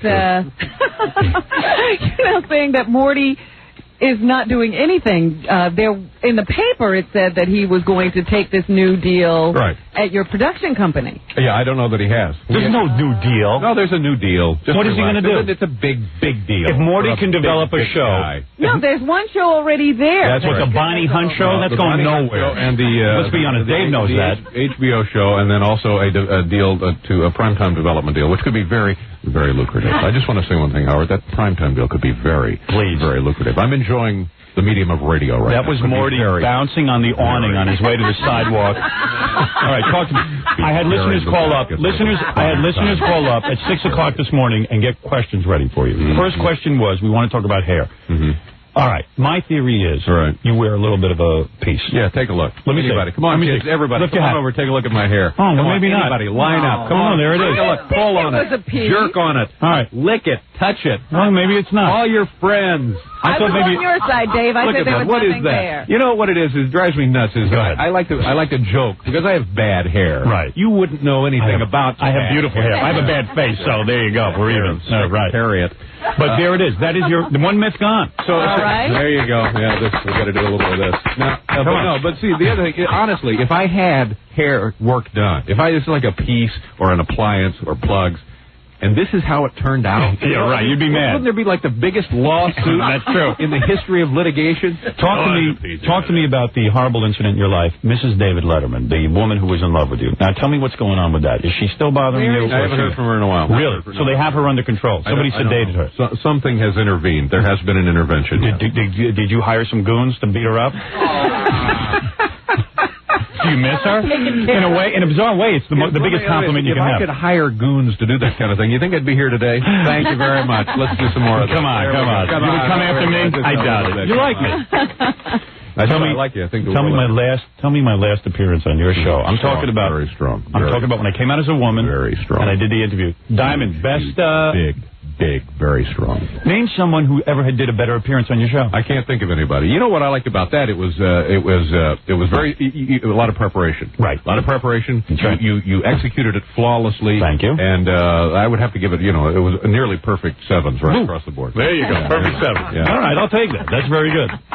Talk to me about. All right, so Mrs. David Letterman's out of your life. Yes. Right. And thankfully, I believe that she was in desperate need of help, and my feeling is because we have not seen or heard of her recently that she has in fact been helped. Did you think Jay Leno was a big pussy when he wouldn't allow me to show the lesbian kiss? Well, I don't know what that was. I never saw what that was, so I don't. You never watched his show? No. You've never seen it? No. Why? You feel it'll mess up your delivery? No, I don't want to be influenced by other television shows, and so Tell the truth. Don't you feel Jay's show is a complete clone of your show at this point? I couldn't say. I don't know. I don't watch it. Oh, come on. Are you and Leno still friends? I haven't talked to Jay in quite some time. Whose fault is that? He probably wants to talk to you, but why should you talk to him? Yeah, I know. You feel he took your job? We'll talk one. Come on, be honest about this, Dave. Come on. What? Be honest about this. About what? You feel Leno took your job, right? No, absolutely. Is that why the animosity? No, there is no animosity. You just feel when you're competing with someone you shouldn't talk to him? No, I don't know. If he wants to talk, he can call. He just hasn't called. Oh, really? Yeah. And you would take the call? But you won't call him? Sure. I have nothing really to talk about. Really? Yeah. Why, when you compliment me in an article, you got to throw in Imus's name? Oh, shut up! You're lucky. You're lucky I mentioned you at all. Just relax. Didn't you once say that the only way I would call Jay Leno is when I need my car tuned? Yeah, I think I said that. Did you say that? Is that an accurate quote? Tuned or towed? All right, you ready? Answer just first thing that comes into your mind. Terry Garr. Terry Garr. Terry Garr. Huh? No bits. Terry Garr. No hits. No, Terry Garr. You don't play records anymore? No. What song do you like? What music are you into? Is this the station that has no disc jockeys? There is no actual life form here after you? They're starting next week. Oh, who are they? Some new guy who I already can't stand. I want to hear the stable of jocks you get. Yeah, he was bad-mouthing me. Don't worry about it. His life is about to become a living hell. Move. Jeez, he's coming to work here and he's bad-mouthing you? Well, Gary confronted him on it. What a hip guy. Listen to this. Who is it? Yeah, who is this guy? I don't know the guy's name yet. I'm sitting there on the internet. Yeah. And they said that internet is terrific. Yeah, I don't know how you get the internet. It's easy. You got to get a website on that. You got to get a modem. You got to get a modem. You got to get a computer. You got to get a mouse. It's better than sitting on the ham radio. Let's put it that way. It's not the ham radio. It's shortwave radio. Whatever. Radio. Dave's into shortwave. Sitting in his basement. Who are you talking to on the shortwave? Yes, who are you talking to? What? You people work in radio. You don't know what shortwave radio is. No, that's not real radio. Idiots. You're all idiots. You're all idiots. Come on, admit that isn't goofy. It's like listening to this. It's Morse code. I'm getting distress signals from the Titanic. Dear lady. That's what I do. Hey, I think I'm talking to a guy in China. Idiots. Call his girlfriend down. I got a guy from China. Idiots. I can't participate in this. I think it's worse. He's just trying to get radio stations all across the world. What's your problem, man? You know what? You need to relax. I'm dealing with morons. But what do you do? Explain to me what you do. I think I got China. No. Honey, I've got Radio Taiwan. So tell me what you do in your basement. Tell me what goes on there. I don't have a basement. What do you do? I don't have a basement. What if I had a basement? I'd tell you. I don't have a basement. Do you know Morse code? I don't know Morse code. So what happened? I'm going to kill somebody. I can take a life. You know, it's not that big a deal. Do you have a special radio in your house that you go to? Where is your special shortwave radio? I have a shortwave radio in my house. Okay, now what room do you leave it in? Let's talk about Is it next to your bed? What do you have in your house? No, I'm the interviewer. What kind of things do you have in your house? If I were take me now on a tour of your house. You're doing this show. You tell us a little bit about to be interviewed. About your radio. Listen to me. Do you ever pretend like you're Robin Williams in Good Morning Vietnam and talk back into the radio? Yes, I pretend like what I like to do is pretend to be an astronaut. Listen to me. I tune in my radio and pretend. All right, I'll give you an easy question. Have you ever actually tuned in the audio of TV stations on your radio? Yeah. You get Radio Havana, you get Radio Havana, Cuba, you get mainland China. Yeah. You get the BBC, you get where do you do this? Radio Sweden, you get Radio Canada, you get the best part is you get the English broadcast of Radio Moscow, and once a week they have Moscow Mailbag. Oh, really? And a couple of nights ago, this guy was answering letters. Time now for Moscow Mailbag, and the guy said, "We have a letter today from somebody in Anaheim, California," and it said, "I read a few years ago that you were planning to build the world's largest, tallest skyscraper. Around, you're going to get more of that, all right?" Sorry. Wait a second. Where do you listen to radio? Where do you listen to the radio mailbag? I'm not done with my little story. All right, go ahead. Stop. I'll kill you. You're nothing to me. I don't need you. Go ahead. The guy says, yes, it's true.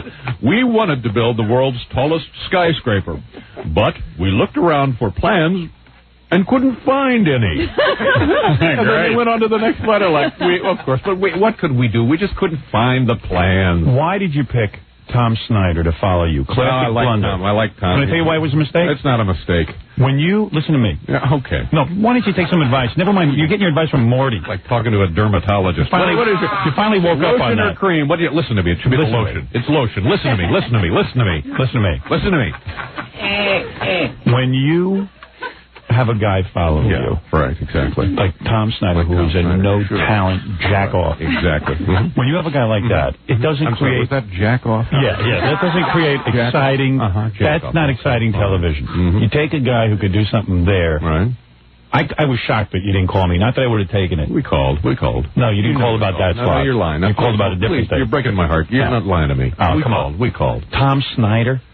The guy's horrible. Let me tell you something. It's a one rating. All right, let me tell you something. When Tom decides that he no longer wants to spend his life in commercial broadcast, commercial television, it's your show. Thank you. You can have it. Good. When Tom is finished, when Tom has said enough is enough, I've had my fill, then it's you. He's Conan O'Brien Sr. I mean, for God's sake.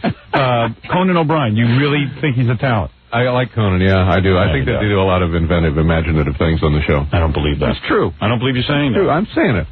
All right, you ready? Ready for what? Word association, then you're done. No, we're done with the word association. No, here you go. Ready? Yeah. All right, here we go. Warren Littlefield.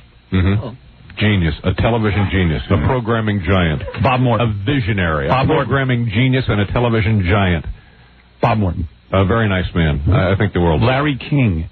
No, I get a kick out of Larry. You're goofing on him, too. No, goofing on him. Admit it. Larry King is not a goof. I mean, he is. It's not like he's getting away with anything. We all know. I do like him. You know what it's like? It's like making fun of a retarded man. Oh, please. You know what I mean? He thinks you like him. Come on, hey, don't you dare. Hey, easy. No, I like Larry. I get a kick out of him. But he is a goof. I mean, how can you take... he's accomplished many, many things in his career, and he's achieved a certain measure of respect. On the other hand, he's also a goof. Do you admit that I have influenced the David Letterman show with following? Without question. I can give you a list of things. Richard Simmons. Richard Simmons, was my point exactly. I want to hear his list before you say anything. All right, go ahead. Where have I influenced the show? All right, well, let me start with Richard Simmons. Richard, when I was hosting The Tonight Show years and years and years ago, we're going right back to the 70s. Go ahead. 70s. going back to exciting time in your life. The first time you get to host the Tonight Show. I'm really enjoying my voice here on the radio this morning. This isn't Radio Moscow. Keep it interesting. Come on. Geez, Don't zone out on me. Keep it interesting. Come on. Keep it moving. Try and be a good guest. What are you talking about? Go ahead. I don't sit there in the middle of trying to be funny, ladies and gentlemen. Do I do that on your show? Do I sit there and go, no, but you know, you got 8 minutes here, you got 4.5 hours. Go ahead. You chase him around with a comb between your toes. Automated. How old were you when you lost your virginity? Be honest. I'm curious. Let's see, it would have been 20, 18. Yeah, right in there. 18. Yeah. Were you good at it? Oh yeah, I was a bandit right out of the box. I was just a bandit, right? You're looking at like one of the great studs of North America. How many women in your life do you say? Who's the most famous? Right there. Who's the most famous woman you ever made love to? So anyway, in the late 70s, did you make love to Mary Tyler Moore? Richard Simmons was a guest on the Tonight Show. Right. And it was before Richard Simmons was really like the king of Queens or whatever the hell he is. And he annoyed you. Yeah, I found him annoying. Right. And so then after that, I would see him periodically at things at NBC, and he would be screaming and annoying and irritating. And no reason to put him on. I don't want this guy in my life. Right. He's just like if I can annoy myself, I can handle that. Yeah, I don't need. You don't need him. And then years and years and years later, I would hear him on your show, and I thought, geez, that's brilliant. Howard's figured out a way to make this guy enjoyable. And so that based on that, we booked him on the show. And because now he won't do my show. Yeah. He'll only do that shtick on your show. You heard his feelings, Howard. Yeah, big deal. You wouldn't go to the movies with him. Yeah, that was terrible. I said he was effeminate. Right. What else? Try to keep it entertaining, Howard. Let's try to keep it entertaining. I believe I influenced you.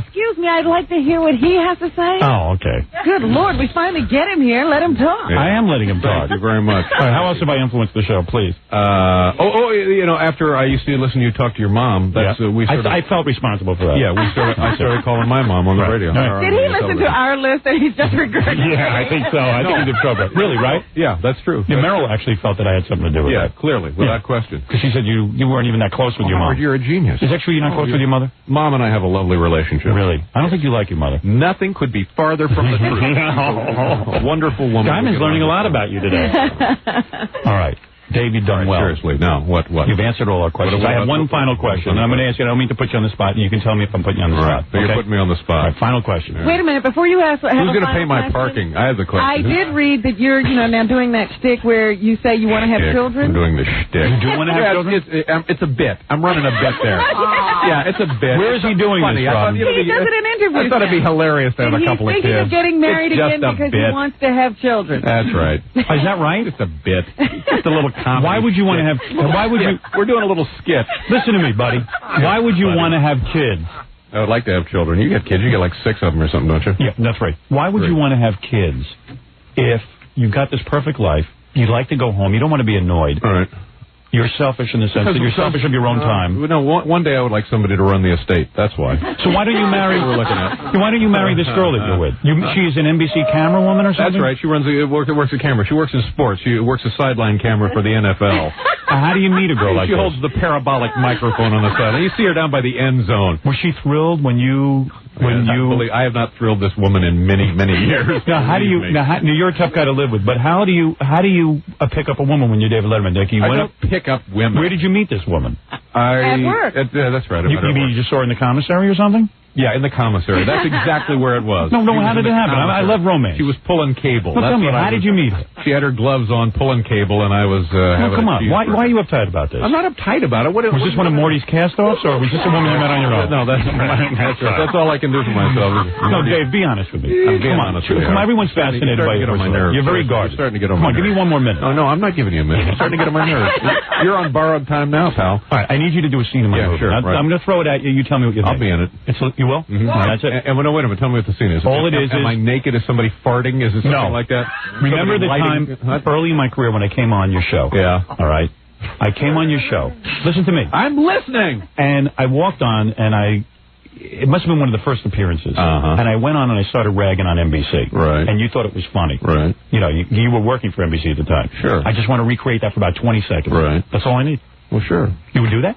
Well, I guess. I mean, that's no scene. No brainer? No, you come on the show and we recreate that moment? Yeah. I guess. Why don't you just use the actual tape? Because I don't look the same in that, and it won't match what I got to do. You're worried that you look silly.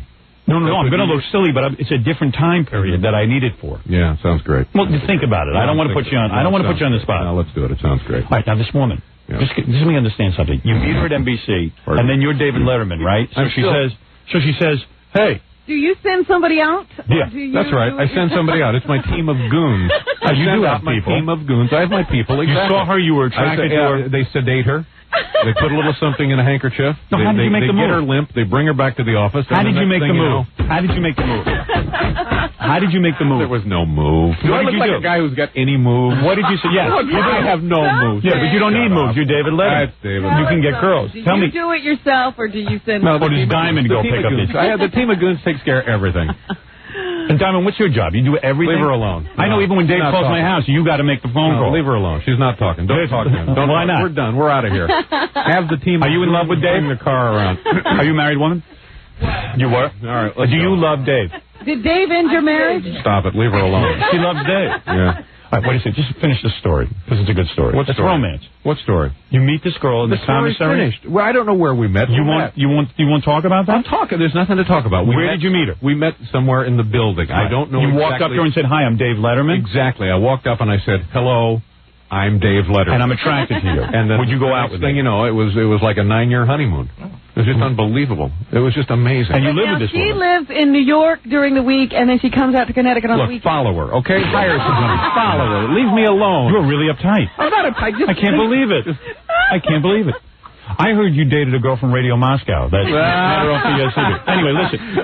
So David Letterman finally came in. Answered all our questions. It wasn't so horrible for you. I enjoyed it. Will you do it again? I'll How do it again. long from now can will we ever see you again? Yeah, I would like to come in. All right. But let me just say one thing. The reason, first and foremost, that I did this is because over the years, and you and I have known each other for a long time now, over the years, you've done many, many nice things for me and for the show, and it occurred to me that the only thing you've ever asked of me was to come and be on the program. Right. And when when you had your little birthday nickel and dime dog and right. Right. You screwed up. Everybody gets balloons or whatever that crap you screwed up. Yeah, because of and I just thought, well, this is stupid. I'm glad you came on. I mean, what's the big deal? We have a nice rapport, right, Diamond? It was not. What was he going to go back and start throwing chairs in his office or something? And he wasn't good or something. A red wig. Yeah. I mean, what are you going to do? I mean, that's it. Morty ever hit on you, Diamond?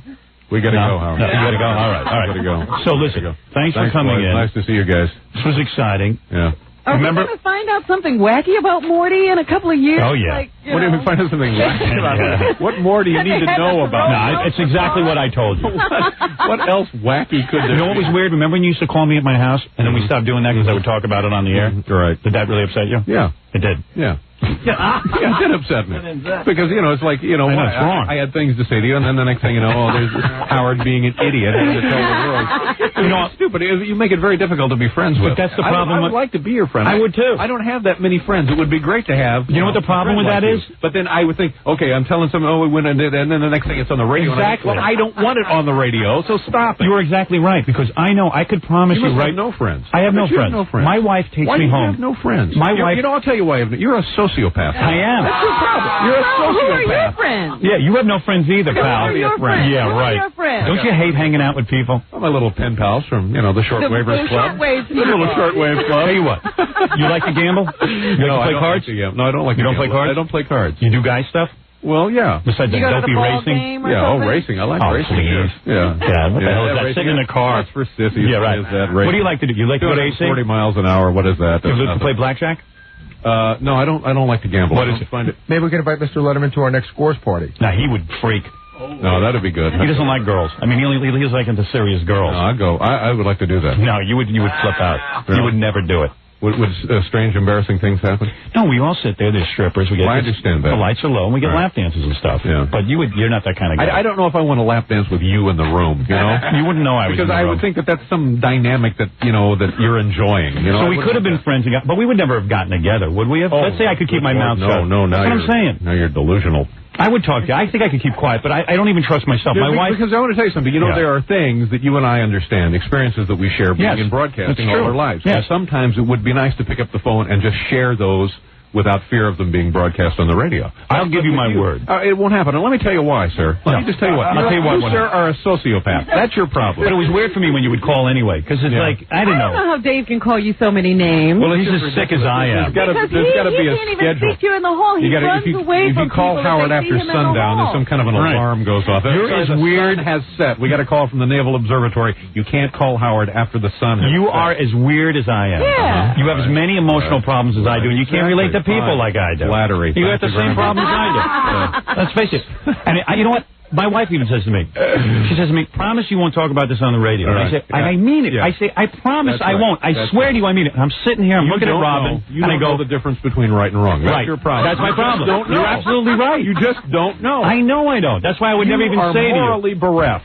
Like, I never could pick up the phone to Dave and say, you know what, Dave? All our conversations are off the record. They'll never be on the air. I won't make that. I won't say that to you. I am. It took me like 6 years to realize that. Because I would call Howard like on a Sunday, and I can remember you said, go out to Dave's house, find Dave, we want to find out what's going on. And so now people, I wake up and there's like somebody on the roof with a camera. Of course. And I called up Howard and I said, Howard, it's all very funny. And then Howard says, I've had some problems myself. I can't talk about that. I'm thinking, well, here's something we understand and agree on. Yeah. And the thing that Howard told me about was just horrifying.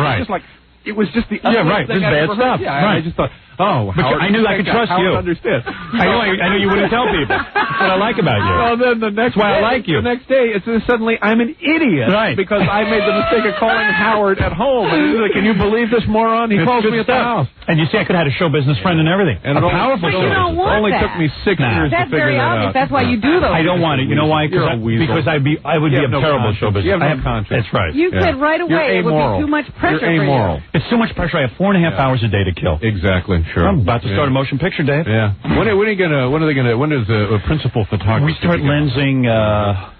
Ivan Reitman's producing. Oh, he's very good. He was involved in the Late Shift movie. He produced that. And Betty Thomas is directing. What color hair are you going to have? I'm going in with my own hair. Red hair. Betty Thomas is directing. Betty Thomas. Is that your only objection? The hair, the color they chose? Yeah, that's otherwise it was pretty accurate. I'm a pretty simple guy. It don't make any difference to me. My objection is Mike Hovis looked like God walking into the room. Treat Williams. Yeah, really. What's that all about? So is this movie going to be like a blockbuster? I believe it will. Yeah. I believe it's a wonderful script. Yeah. I believe that people... What's the rating going to be on this? Probably R. Yeah. Because, Why does everybody ask you that? Because everyone's wondering, am I doing like a porno movie? And it's I not. don't think they set Eddie Murphy down and said, well, what's the rating going to be? Yeah, but everyone expects me to be doing like Butt Bongo Fiesta in there, but it's not. Film it's really a good story. I bet. Yeah. It's a story when you call me up and then I betray you. All right, anyway, I want to thank Dave Letterman. What do you do now? Now where do you go? I'm going back to work. What is your schedule? What do you do? You come in early in the morning. What did I say? I'm going back to work. And what do? You plan bits? Yeah, do you meet with the writers right away early in the morning? One of those bits about having a baby. How much do you still now about getting somebody pregnant? How much do you still hate doing that show? You're sitting there with the same bits. You got to do the bits every day, man. I love it. Don't you want to bow out? You know, when you, like people like you are on the show, then it makes it easy. It's fun. Yeah, we have a good time. Have I kissed up enough to you now? Yeah, no, you have. Have I kissed your ass enough this morning, Howard? Well, I've kissed your ass more than enough times. Okay, right, Robin. Does he get upset when people take the people he's created and use... Yes, like when Larry Bud Melman. This is a good creative question. Yeah. Oh, yeah. See, I got mad at Jackie and Baba Booey and all these guys. Some guy wanted to put out... I can't stand it another day, please. So listen to me. I'll take any opening. Let me out of here. Listen to me. Jackie, I'm going to end the interview. Jackie, Baba Booey, and all them. Right. Some promoter hired them to do a Friends of the Howard Stern show. That stinks. And I got crazy. I said, you guys are going to go out to a lame show, then everyone will hate these guys. Exactly. And that'll be the end of it. You know, in the beginning, we had trouble with that because they would hire this one to do that and this one to do that. And it would drive us nuts because we couldn't control it. And then they think, well, wait a minute, he's representing the show and it stinks. And, we just don't care anymore. Is that why Larry Bud hardly gets on the show anymore? No, Larry's on as often as people want him on the show. He is? Because I know that those two guys are now, they got them. Yeah, Hopchi and Kuhamid or whatever. Right. Hopchi and Kuhamid. Dump those guys now. That's right, Howard. Hopchi and Kuhamid. Explain Chris Elliott. I don't get it. Very funny man. Really? Very, very funny man. Don't get it. Without question, one of the funniest people I know on television today. Oh, now what? What is it? I was just adding, didn't Paul just buy the bar in front of your studio? Who, Paul Schaefer? Paul Schaefer. What's he up to? No, but there's a bar right in front of where the studio is, and Paul's one of the Fire his ass. Good deal. He's overpaid. Yeah, great deal. Bar. Yeah. Excellent deal. That's that's what you want to be, a bartender. Gold mine. Guy's got a show business career. He wants to be a bartender. 80% goes to the Is he mob. worried about something? He's right below Morty. All right, anyway, listen. I gotta go. We got all right. I gotta go. David Letterman, thank you for coming in. That was a lot of fun for me anyway. I don't know about you. No. It's good seeing you. I'll give you a call. Give me a call. I think I can keep it under wraps. Toward the end of the century. David Letterman and his beautiful assistant, Diamond. Diamond, one name, like Cher. And we'll be back after this. You're listening to The Howard Stern Show. We're back with The Howard Stern Show. Jackie the Jokeman marveling, you must get this 2-hour video of his wild game, Stump the Jokeman. We'll be playing Stump the Jokeman tomorrow on the radio. It's $15, $4 shipping and handling. Spring special, buy two, get one free. Call 1-800-323-KING. Also this Friday, Jackie, March 22nd, at the Stress Factory. That's what they call Dave's show backstage. In New Brunswick, New Jersey, with Jake Thomas on keyboards. For Jokeland's web address and Sergeant Pecker information, call 516-922-WINE. Well, that was fun. And by the way, I've just been informed that David Letterman will be on the E! Show tonight. We're just going to run it tonight. They're going to do it right away. Yep. Very good. Part 1 on E! tonight. See what goes on. Dave did a lot of interesting hand signals during the interview. You got to see it. Yes. Got to see it to believe it. Well, that was fun. That was good. And we got to all your questions, which is good. Dave answered some, didn't answer others, but... He was a little evasive in some areas, but very candid in others. Yeah, especially about my phone calls. That was fun. That was a pretty good interview. Wow. That was so weird. Like, what's the big deal? I said to him out in the hall, what's the big deal? Of what? Coming in here. See, it's no big deal. I think he still didn't enjoy himself. No, I don't know. He doesn't look like a guy who enjoys himself. He doesn't enjoy himself anywhere. Yeah. You didn't tell me he had a little nick on his nose. I didn't see it. Ah. What was that all about? I don't know. I didn't get a chance to ask that. That was out in the hall that I saw that. Probably a fight with his girlfriend. I didn't notice. Actually, we were all commenting that he looks better without all that makeup caked on all over his face. I haven't seen him in a long, long time, so I don't even know what he looks like with makeup on. Yeah, Ralph, who goes backstage with me for most of these appearances, Dave's all pancaked up, and man, he looks better. He looks healthier. But the tan helped. Well, maybe he's doing less makeup since he has a little color. There was this little thing on his nose when I came out there. I was like, ooh, nobody mentioned that. Nose cancer. We'll start a rumor. It was kind of interesting that it seems like he really did bounce Morty. I thought, they tried to make it in the paper like they'd given him a promotion or something. Yes, that they just slid him over somewhere. But Morty apparently is not working anywhere. No. I don't know. I can't figure out what's going on.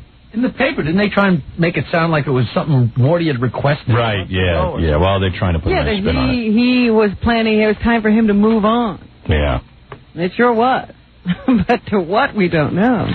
By the way, Robin, tomorrow we're going to be doing something called Phone Caller of the Week. We're going to be doing our own Academy Awards of phone callers. Yeah. And I'll explain it tomorrow. Just tune in for the details. Phone Caller of the Week. Yeah. New segment here. Yeah, Academy Awards. Well, we have stuff to give away, and then figured out a way to give it away. Okay. Give it away, give it away, give it away now. I'll be interested to find out how we're going to do that. And what's the giveaway? I don't know. Just wondering why all these people are on hold. I'm going to give away tickets to the Rainforest concert. Oh, okay. That's a good prize. Right now, Corky's in the lead. So far. And he and the drunk. I mean, he was on his way to jail when he called. What we're going to do is, we take calls during the week, and whoever will have a big contest, like an Academy Awards. And the winner we'll have contestants. Yeah. You'll hear performances. Yeah. And then the judges. You and me. Are you going to vote right on the air? Yeah. Oh. And you're going to do a song like you do every year at the Academy Awards. And I'm going to do a number. Very good. Yeah. We're going to have our own Academy Awards. You'll get dressed up in that gown, with the one with your breasts popping out. I love that gown. Why can't I have a new dress? I love you in low cut anyway. Why can't I have a new dress that doesn't have my breast pop out? Yeah, that'll happen. When David Letterman starts talking about his girlfriend. That was pretty funny. He didn't want to talk about... He has said that. He wants to... He does the whole thing of, I'm a really sensitive guy, and it's just been so difficult. I really would love to have kids. That's the move. It's a move. It's a guy thing. I said it was a move. He castigated me very roundly for belittling his desire. He can have kids anytime he wants. What's holding him back? Hey, you're on the air. Howard, how you doing, man? Yeah. That was the absolutely best show I ever heard. Yeah, it was really good. It was good having Letterman in here. I mean, I've been after him. I think he agreed to be in my movie. I think so, but I'm not sure. I'm never sure with David Letterman. Well, he said for about 20 seconds he'd do it, right? Yeah. That's all I need him for. It's just it's a crucial scene that I need him for. You guys ever... And I don't want to use the David Letterman imitator. You know, I want to use David Letterman. Oh, get the real thing, of course. Yeah. Would you get that other guy, though, if he... Oh, in a flash. And give him red hair. Yeah. And I'd give Dave big bozo red hair. So he better do it. That was kind of weird how he said he reached out to be my friend and he needed a friend and I betrayed him. That's so typical of me. You know, I'm a bad friend. The only person I've remained consistently friendly with is Robin. Out of all these people. Yet there's been moments that you've almost blown that. That's right. And I still could. Anytime. Right. You dance a tightrope every day. Well, you're not the easiest person either. Well, that's why we love each other. That's right. We're both very tolerant of one another. Oh, I always allow you to be whoever you are. Thank you, Robin. You have betrayed my confidences many times. That's right. Sometimes I have to do it. Said very hurtful things. Sometimes you have to. Hey, things I couldn't believe he would say, knowing how I felt, but he does it anyway. Are you whipping yourself into a frenzy over there? Best you stop this conversation now. I'm thinking back. We're two frightening people. Well, I do love you, though. I love you. Thank you, Rob. That's it's why hard to here. look at me and say you love me. I love you. I love you. You're the one who turned away. I did. I got embarrassed. Had to look at Fred, and then I got sick. Fred, I want to tell you I love you. Come on, let's have a bonding moment. I don't believe you, but I love it's you. a nice thing to say. I love you, too. Well, come on. Everybody's got to be sincere. But don't turn away from me. Well, I'm trying. I said I love you. I'm trying to be sincere under these circumstances. I said I love you. I love you, too. And I'm being sincere. Oh, that's nice. Jackie, I don't love you. Who's on the computer with you? Me. Yeah. All right, I love you. Don't complain about champagne on New Year's Eve. But I love Robin more than both of you guys. You guys are all good people. That's right. Absolutely. You know, up until today, I thought the funniest bit was the Sally Jesse thing you did last year. Yeah. I was going to work with a friend of mine to a particular job that was 40 miles away, and... you mean when I freaked out on her? Oh, my God, that was hysterical. We laughed the entire 40 miles. Oh, with After Skull of Sally Jesse Raphael? Oh, my God, that was the best. Yeah, I haven't whipped myself into a frenzy in a while, but it'll happen. Believe me. But I would venture to say that that's the best interview David Letterman has ever given. Yeah. Oh, that's right up there in the top 3. Come on. Yeah, it was great. It was a great moment. Absolutely. It was good, and we got to ask him everything that you guys wanted us to. So even about his wig. And he's going to be. That was amazing. See, I hadn't watched him in a long time. I don't know how you got the impression he was wearing. I think at one point they were filling in some hair. I really do. All right, I'm going to start. And I think he's like. But I guess not. I don't know. I don't know. Who cares? Dave is Dave. Yeah. It's cool. I think on TV it must just look a little thicker or something. Yeah. Because it definitely looks thicker than that. Maybe he's spraying, using some of that spray. Feel that. What is that? What is that stuff called? Larry King. Yeah, what do you call that stuff? We used it on a gorilla once. Instant hair. Instant hair. Ron Popeil stuff. Yeah. Hey, anyway, thanks. Hey, Howard, take it easy, man. All right, man. Love you guys. Love you. Hey, how you doing? Hello? Hello. Hey. Hey. Hey. Who's this? It's Howard. Howard. Yeah. How you doing? Listen, Dave was a little uptight about talking about his woman. Yeah, well, yeah. Very much so. Guy's a real uptight guy. It was wild. What was his deal? I think he's real private. But I don't know. It was funny because there were pictures in the tabloids a while ago of them on some island vacation. Yeah. And I thought that, some photographer really got lucky because you never see him anywhere.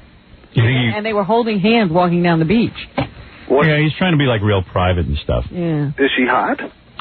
I don't know. I saw that one picture of her in the Inquirer. Nobody's ever really seen this woman. So I can't tell if she's hot or not. And that's what I was talking about that day on the air. And the guy started blasting me. It's Terry Garr. It's not Terry Garr. All right, I'll see you. Take care. Yeah, like it matters. Anyway, let's do some news. Oh, I should mention tomorrow when we give away, we get nominees for the best phone caller in our Academy Awards of phone callers. It's about time the audience won some Academy Awards. The Rainforest Foundation's 7th annual benefit concert is on Friday, April 12th at Carnegie Hall. And you can win tickets featuring Sting, Elton John, James Taylor, Don Henley. And for concert seats, call 212-247-7800. And for benefit tickets, call 212-245-6570. They just added Diana Ross to that concert. Really? Really? Wow. Great. I guess. Let's go anyway. Rostopovich wasn't going to keep us away. So Yeah. I guess we can still go if Diana's going to do that. But you know, at that concert, it's kind of weird. Like, Diana Ross would come out and do something not Diana Ross-ish. But, you know, they do the Diana Ross stuff. Yeah. And then they have them do that other stuff. Yeah, it's always kind of cool. It's a cool concert, I'm telling you. Because, like, I didn't even think I'd like... I saw Pavarotti, and he was good. The fat bastard was good. They kept him on for a few seconds, and he was good. Oof. I'm Right? just thinking of, you know, remember we were sitting very close, and you could see the spit. Ugh. Where are we sitting this year? Where are we sitting? I don't know. That's a great concert. I mean, you paid $15,000. We better be sitting on the goddamn stage. Stop it. You and I better be on the stage. Woo. Yeah, we're performing. I bought a bird on the show. You should be allowed to build a house in the rainforest for $15,000. It's a timeshare vacation home. My wife said to me last night, you know, when are we going to buy our tickets? I said, you don't know? I said, I didn't tell you. Robin bought us 4 tickets. She was, you're kidding. I didn't even know. I said, I just assumed you knew, I guess. And then she says, well, you assume everything. Oh, boy. Everything becomes a problem. Right. No. I'm looking forward to it. I like to see Diana Ross sing with James Taylor playing guitar or something stupid like that. They do stuff like that. I remember, because that year you went Tammy Wynette and James Taylor. And it was good. Song together. Yep. Even like Whitney Houston was good, and I imagine that Elton John will want to sing with Diana, though. Yeah. You know how the gays love her. They do. You know how the gays... Elton will say, no, I'm singing with Diana. Right. Wow. Man. One year, Jackie told me he went. He said he was sitting close enough to the stage to get a whiff of Tina Turner. Tuna City. Long legs, man. Oh, goodness. Tina Tuna. I got to take a break, or can we start news? You want to take a break and then start your news? Well, if you have to, you All have right. And we have to, I guess. All right, we'll be back right after this. You're listening to best-selling author Howard Stern. We're back with the Howard Stern Show. Here's Howard. This guy sent me a fax, says Dave is a liar. David Letterman. Why? He says, Dave says he doesn't watch other shows, like The Tonight Show with Jay, because he doesn't want to be influenced by them. If that's true, how come he knows that Conan has creative, imaginative material? Look how people really get... Yeah, they're nitpicking. Don't let him dupe you. He's avoiding answering you honestly. I used to tape Dave every night, but not anymore. Oh, he's so angry. Not taping because of that little gap? Yeah, he didn't like it. People listen... way too close. Sign Morty, wherever that is. This guy says, congratulations to the talented David Letterman for earning some respect from Howard Stern Show fans. Letterman finally had the balls and the courtesy to do the show after numerous appearances on Late Night of Howard's appearances. He says it's a good career move. Too bad you didn't beat Jay to it. Should have done it first. He said that he felt Dave was talking down to me. That's his... Well, Dave always does that. Yeah, he does talk down. He talks to you like he's your father. Yeah, like he's your dad. Keep him in line. Keeping me in line, yeah. Well, there it is. You wouldn't think you were close to the same age, are you? I don't know. I think he's 47. He's a lot older than I am. That's not a lot older. To me, it is. All right. In dog years, that's 35 years. Now, he's 5 years older than me. And that's a heavy 5 years. Those are the toughest 5 years. 42 to 47. Those are city miles. That's the difference between a young man and an old man. Okay, if it's that important to you. Yeah, just want to go on record. Jackie knows. He's traveled that road. Jackie was 42. He's still sort of young. Every year is important. Every year. Every year counts. It is weird that we are traveling toward the end of our time on Earth. What are you talking about? I mean, we're up there, man. You know, I was going to ask you today, because I was reading something. I said, how the hell long are people supposed to live anyway? I think we're living longer than we're supposed to. Yeah, if you're lucky enough and you stay in good health, you could live till 80, 90, but those last 30 years are a drag. Yeah, but what I'm saying here is, It seems that everything runs out before we do. Yeah. Because I'm reading this new article. Now they say if you give a woman estrogen, now certainly when whoever put together the system, the estrogen was supposed to last a lifetime. Right. But we live way too long. We live way past the estrogen. That's why a lot of these old women look like guys. You can't even tell the difference. And so now they have to give you estrogen supplements. Right. Because you're not supposed to be here. I know tons of old bags who are taking estrogen. And they say they now discovered not only does it help you with your bones, but you might keep your teeth. Yeah, so if you're lucky. Your teeth are falling out of your head. Yep. Your bones are dissolving. Well, you ever notice, like, guys who get old, they all look like women? Yeah. Like, look at Steve Allen. Or, Imus. Imus looks like a woman now. I mean, it's frightening. We knew that guy when he looked like a man. Yeah. Imus turned into a woman. His face got all soft, and his body became, like, all round. Like a girl. Like not a girl, but like an old lady. Yeah. And there's very little difference between his face and some, except for a couple of facial hairs. And then there are some women with that facial hair problem. Yeah. He's right in there with them. They get all feminine, because I think they lose all their testosterone. He looks a little like Audrey Meadows, actually, Imus. And then you got guys like, I don't know. I mean, you name the old guy. Andy Rooney looks like Liz Smith. Yeah, he's getting that softness. Yeah. Oh, my God. He is scary. What's going on his hands? I had dinner across from him. Really? Oh. I was at the steakhouse and it just looks like a walrus or something. Yeah. This big blubbery, like almost like he has no bones or something. You know? Yeah, right. Yeah, right. Like there's no muscle tone whatsoever. So, yeah, I think that we've been, this whole prolonging life thing. And then you see women. Not such a good idea. Women look like guys because they lose all their estrogen. And you see them walking down the street. And their voices get real low. Yeah, I have a deep enough voice already. I don't want this going low. Imagine when you're talking like this. You see Elizabeth Ashley, and she used to be sexy. Now she's like, hello. Hello. Or Suzanne Plachette saying. Yeah, oh, man, she sounds like Popeye. When she was doing that Oh Bob thing, it was really cute. Oh, Bob. Like Popeye's saying Oh Bob. Yeah, it's weird.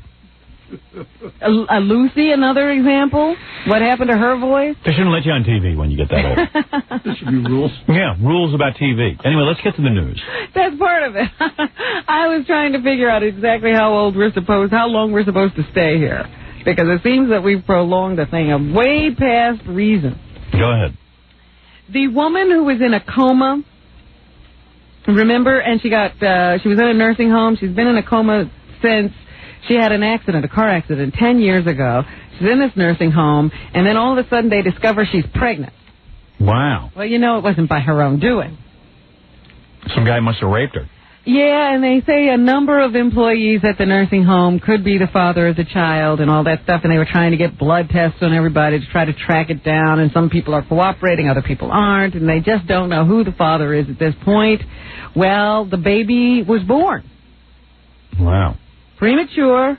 What color? What color? What color's the baby? Is it a white woman in the coma? I don't know that.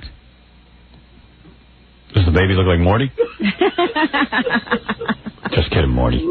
Guy's down on his luck. Maybe he's not. I don't know. I don't know anything. We don't know what's going on. We didn't really learn that much. But the baby was born, 2 pounds, 11 ounces, healthy baby boy. No one has been charged with the rape. That's weird. Imagine that. A woman in a coma gave birth to a baby. Yeah. And someone went into her bed and had sex with her while she was in a coma. Would you do that, Jackie? I have, but I don't think So I just wonder what they're going to do with the baby now. The family decided not to have her have an abortion. They let it go to term, or however long she could carry, and they think this is the first time a woman in a coma has actually carried a baby, and delivered it live. Do you think that a woman, and I'm not trying to be funny here, but do you think that a woman who's in a coma, moves her hips when you have sex with her and stuff? Is that an involuntary response? Oh, yeah. I don't think she's paralyzed. No, that's not what I mean, but I mean, does she I'm trying to think. I'm working it through. Yeah, does the body respond without the brain? Coma. Don't think so. I bet she's better than my wife. Oh. God, I wish my wife would move. I don't know how deep a coma it is. But, you get these muscle contractions and stuff.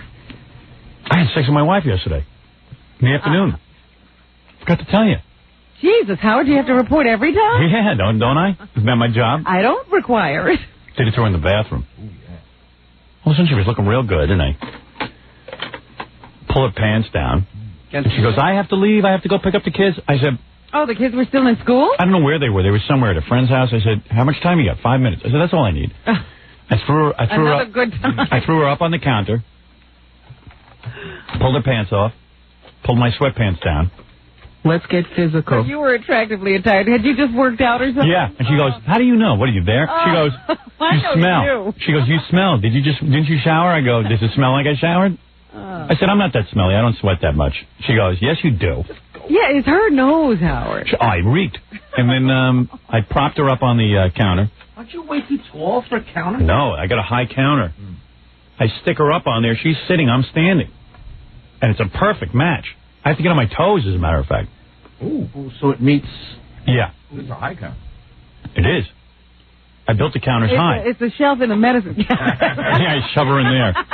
No, I built the counters high because I'm a tall guy. Oh, I asked you that the other day if you had regulated the house to your height. Yes, I did. I guess I did. Now that I think about it. She's been working out herself. And she loved it. She was moaning. I don't think I gave her an orgasm, though. I need to vibrate it for that. I think she enjoyed it, though. Is it possible to enjoy sex without an orgasm, Robin, for a woman? Mm-hmm. Yeah. Because it felt too good to me. I couldn't go that much longer. And plus, she was telling me I had 5 minutes, so I rushed. I go, do you want me to, finish? She goes, yes. So I did. I saw a woman in a supermarket the other day, and she says, oh, I tuned in when Howard was talking about... She was, she called in, or she was tuning in when Robin, you were on the phone with your first girlfriend. Yeah. And she was complaining about what a bad lover he was. I'm real bad at it. I was doing it. My wife goes, you feel, she goes, oh, you're so full. She was sitting on a toothbrush. I couldn't believe it. I'm not kidding. I had to pull a toothbrush away. This woman and I were standing in the line at the store, and she says, yeah, I heard how awful.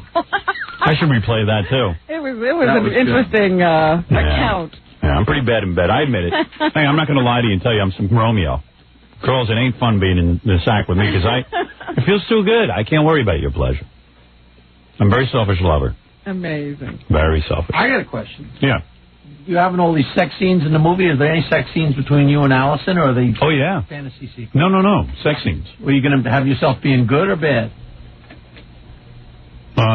Let's see. I don't know if I should reveal this because it's part of the plot. All right. Yeah. What are you doing? Yeah. That's not Jackie. Can't you wait to see it? Trying to ruin it? Interesting, Trying to ruin the movie? Where will the myth meet the fiction and all that? Oh, I'll be quiet. Where will the myth meet the fiction? There you go. You know what I meant. That made perfect sense. You know what I meant. Perfectly well. Go ahead. Oh, dear. Anyway, the coma woman had the baby. I'm wondering, nobody has said what is going to happen with the baby. Is the family going to take it and raise it as the result of a rape? Or are they going to put the baby up for adoption? They say the baby is breathing on its own. Can the cops find the father? No, they still don't know. They have one former worker at the rest home where the woman was a patient. He pleaded guilty Monday to charges of sexually abusing another patient at the same nursing home. Probably is. But they can't get him. I think he's the one who's refusing to give blood for the DNA. Man. Come on. In the commission of a crime, you can't take a blood test? What kind of... I don't know what the whole... What's going on, Robin? I have to check that out. I don't know exactly where the law stands on that, but... I tell you, the law is wacky. Right. I don't think you can require some guy... Because it would be like testifying against yourself. The Fifth Amendment probably comes into play. Yeah. It's called getting evidence. What about her right? Yeah. That's weird. I tell you, it's not right. I mean, can't we fix the country? I tell you. It's hard being in a coma. So what are you going to do? Wow. This is pretty interesting. You know that yes. Quincy Jones is going to be producing the Oscars. A black man. This year. And Whoopi Goldberg. A black woman. Is going to be the host. And now I see that Oprah Winfrey is going to be the greeter. A black woman. At the front door. She's really? Standing at the beginning of the red carpet announcing the stars. Wow. When they come in. Yet Jesse Jackson will be protesting the Oscars. Yeah. So they asked Quincy Jones about it yesterday, and he said he thinks it's a little inappropriate of Jackson to pick on the Oscars. I said, yeah, Jesse, you know, it's like black guy producing, black woman hosting, get with it, black woman greeting. What's the problem? And you know what Jesse Jackson's point is that they're cameras. He goes, well, there's not enough movies with black people. Then I was watching Entertainment Tonight. I saw this piece on there. Mm-hmm. Next movie they're talking about is Martin Lawrence and... It's not about whether there are not enough black people in the movies. Yeah. It's that they don't get nominated for awards. Oh, I see. Well, what movie would he suggest should be nominated? Spike Lee's been nominated. Surely people have been nominated. Not everybody who's in a film gets nominated. Just because you're there doesn't mean you deserve a nomination. He goes, how come in Waiting to Exhale no one was nominated? Because it was a rotten movie. Yeah, let's play Quincy Jones. This is a celebration of the people that dedicated a lifetime vocation to the collaboration of making films together, and that's what happens no matter what race you are. You know, you have to have a team of people that are skilled to deliver a picture and put it on the screen. Jackie, that's why this show is the wrong target. Jesse Jackson is just a wacko. He protests. Yeah. He's on automatic. He doesn't even think about it. Are they having something? I got to protest. Yeah, I got to get over there. But no one even follows him. He couldn't even tell you why he's protesting. Right. Hey, he'll back off this one. You won't see anything. He just... Yeah, because I thought that's really dumb. He floats these things and then sees what happens. That's how they go, right. And then he backs down. Yeah. I don't know. Anyway, they did, the People magazine, of course, had done a whole article about Hollywood and black stars and what's going on. And they said, you know, there's still a lot of problems with blacks in Hollywood. And so this reporter asked Quincy Jones what he thought of that. Problem. Every TV show I watch is black. Just play. In the People magazine story, you said there is racism in Hollywood. You still stand by that? Yes.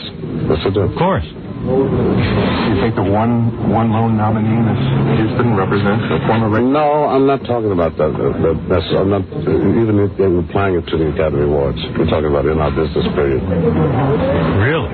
Yes. Well, I figured anyone who can make money in that business. Separate issues. I don't know. I don't see it. Maybe because I'm a white guy. Let's say this. We know there's racism around. Yeah. It's probably an entertainment too, Howard. Really? Okay. What can I tell you? Why wouldn't it be? I guess. Same people run that business as run every other. You know who's really pissed? The Chinks. The Chinks? Yeah. Oh, yeah. I can't imagine why. They don't get any of this. They don't get any attention. Let me take up... Oh, no, let's do another story. Well, I wanted to tell you what else Jesse Jackson is protesting. Go ahead. Jesse Jackson joined both black and white residents of Lawrence, South Carolina, who are protesting a store selling Ku Klux Klan merchandise. You can't sell that stuff? The Redneck Shop opened on March 1st. Really? The Redneck Shop? And they sell Ku Klux Klan junk? Yes. Wow. The guy who opened the store is raising money to renovate a building for a Klan museum. A Klan museum? Yeah. Oh, we got to go down there. We got to go see what's going on. So Jesse Jackson came down to register a protest there. This guy, what's his name? John Howard. He says that he is a member of the Klan, and he says he doesn't believe in Klan violence. The Klan should never exist again for violence and hatred. I want children and grown men and women to see this so that they will know how awful it is. Sure. Yeah. All right. Okay, Howard. John Howard, I'm going along with you. It was pretty funny. So I got to go. I would love to see what kind of merchandise you get at the Redneck Shop.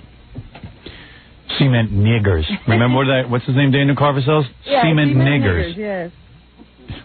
They're cute, he said. They're cute. Says, yeah, you can't find them up north anymore. Wake up, white people. He sells like lawn jockeys. Lawn jockeys, and every, I think they do a variety of other things as well. Yeah. They have all kinds of different occupations. And in New Jersey, I think it is, in Upper Freehold, they will continue to keep a creek called Negro Run. Negro Run? Mm-hmm. I'm going there on vacation. Going up to Negro Run. I don't know how long it's been called this, but they say that they think the original name was Nigger Run. Yeah. I used to go to Kaiki Canyon, which is about 6 miles from there. That's so rude. I'll say. So I guess somebody has been applying that the town change the name of the creek, but they are going to continue to call it Negro Run. I've been protesting a Cripple Creek. You know that place? No. Up on Cripple Creek? She sends me. Yeah, that one, because that's not nice to handicap people. It should be called Handicap Person's Creek. I believe, anyway. Well, I don't know, but there it is. I just have to tell you the news. This place is called Negro Run. What's that place you go on vacation? Fred goes to, what is that, No-Gook Island? Right. It's really nice. What else, Robin? So there won't be any changing of names there. You can still call it Negro Run. Oh, wait, I got to take a break here. I'm sorry. I'm screwing up. All right, we'll be back with more news right after this. You're listening to The Howard Stern Show. We're back with The Howard Stern Show.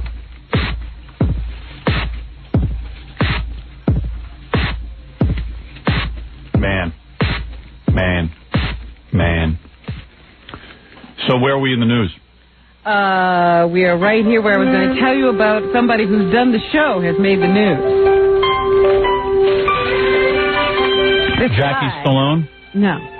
This guy, let's say, who came into town and decided he wanted to have a date. Well, there's a game. Go ahead, yeah. He, thought he saw somebody who looked interesting, and he, I guess, walked up to her and said, "Hey, let's baby. have a date." Right. Nothing wrong with that. And that person agreed. Okay. But when they got back to, I guess, Astoria, Queens, wherever they were hanging out, the guy discovered that his date was a man. Really? Yeah. Really, man? Really quite surprised about that. He thought he had a woman there. I got this whole thing figured out. Really, man?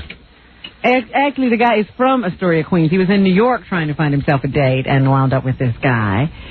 But that's not where it ends. Apparently, things got really ugly after they, got behind closed doors. And the police now allege that the guy he picked up, who he thought was a woman, also slashed him with a knife after trying to steal his money. So it was one of those situations where... Now do we get to guess who the guy is? Yeah. Joey Buttafuoco. No. No? The guy is not the guy who picked up the prostitute. Oh, it's the prostitute? Yeah. Oh, we know the prostitute? Yeah. Huh. Taxi. Yeah. Wow. Michael J. Taxi Hall. They didn't know he was a guy? Oh. I got bad eyesight. Man. Taxi the black transvestite. Yeah. Apparently, Taxi was around. Taxi. Man, that guy must have been in drinking. Manhattan, and that this guy, believing that Taxi was a woman, accepted an invitation to Taxi's apartment in New Jersey. We all know she lives over in Hoboken. Or whatever. Right. Once there, this guy used the bathroom and emerged to discover Hall looking through his wallet. So as soon as he went into the bathroom, Taxi starts, according to this account, rifling the wallet. When he protested, Hall, who has by this time revealed that he is a man, took a 9-inch knife from a drawer and sliced Aubrey on the left bicep, left forearm, and upper thigh. Wow. What a party. She was nice enough, or he was nice enough not to stop the guy from calling an ambulance after he had cut him up. I just want to meet the guy who thought Taxi was a woman. I just got to meet that. Well, I have his name here. Maybe we ought to track him down. See if we can get him on the show. Yeah, but I just thought this was interesting. Taxi has told us about her, or his adventures out in the night. Yep. He did say he was a prostitute, didn't he? Yeah, he says sometimes, a girl has to make a living any way she can. Right. Well, she found an interesting way to do it. Hey, when do we get Taxi? Taxi's out on bail of $1,000, so she's available. Maybe there's a different, she has a side to the story we don't know right now. Did Taxi cut up the guy seeing eye dog? Really? Really, man. They don't mention any dog in this No? Because the guy had to be blind. Well, I think it's time that Taxi did the show again. Yeah. Maybe we could reunite this fun couple. Yeah. Hey, Gary, tomorrow's show, give me a taxi. Don't delay. That is pretty amazing. Letterman Schmetterman. Get me taxi. There's a story. Someone else we know has made the news as well. Hey! I was the Grand Marshal. Yeah, go ahead. Was performing at a Manhattan nightclub, Caroline. And everything was going swimmingly until he decided to climb the curtain. Howie Mandel. No. And then when he started to climb the curtain came down, ripping out some kind of big electrical plug. Nice job. And it bopped a woman in the head, apparently. Can't be Gilbert. Because Gilbert's not athletic. No. You should be able to come up with this one. Who's frantic and would climb up on a... Let me think for a second. Jon Stewart? No, he doesn't do that kind of crap. He's young and athletic. No, he stands there. You're such a bad judge of character. Let me think. This is so easy. Really? Who is manic? Bob Goldthwait. Yes. Oh, okay. Bob's career going very well. He still feels he has to do all that. This woman who's now suing him for $3 million. Oh, man. Poor Bob. Oh, come on. It's not Bob's fault. Said this. Oh, yes, it is. It is? Why does he have to climb the curtain? Nobody tested the curtain to see if it could support his weight. Hey, he didn't set fire to the club. He was introduced toward the end of the set. This woman said they were having a good time because some of the comedians had been really funny. You know, I love how people come up with a figure, like $3 million. Like is she dead? If you're dead, you should get $3 million. What happened to her? Is she out of is she in the hospital?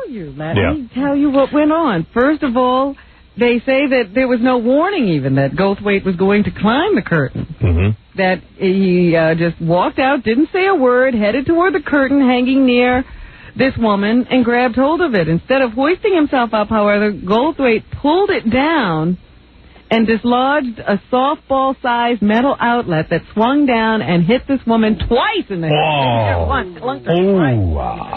Oh, that's heavy. Industrial size. Yeah, those huge ones. Huge plugs. $5 million. All right, $5 million. She's an attorney. Oh, hoofa. Hit the lottery. She could do her own legal brief. Specializes in family law. She was celebrating her 44th birthday. Went to see Bob Goldthwait. And decided to go see some comedians. You want to laugh at that age. You're not kidding. It has left her with chronic headaches, dizziness, and other ailments, including dyslexia. Really? That has affected her legal practice. Wow. I don't know. You know, I don't. No offense. I don't know the woman. I don't know any of the story. It all could be true. It could be true. It just seems to me that Caroline should have known. Oh, is that what you're saying? Caroline should have known? And they should have supervised him. Because of his propensity to commit dangerous and unreasonable acts. And here's a guy with a record. He set the stage on fire on Well, shouldn't she know not to go see him? And got arrested for it. Give me Taxi and Goldthwait. That's a double header tomorrow. Give me Goldthwait and Taxi on the phone. So there you have it. Lots of people who do the show making the news. What, Jack? Do we want the manager at Caroline's? Who, Caroline? No, the guy that actually manages the place. Oh, you know that guy? Yeah. No, we don't want him. Might be interesting. All right.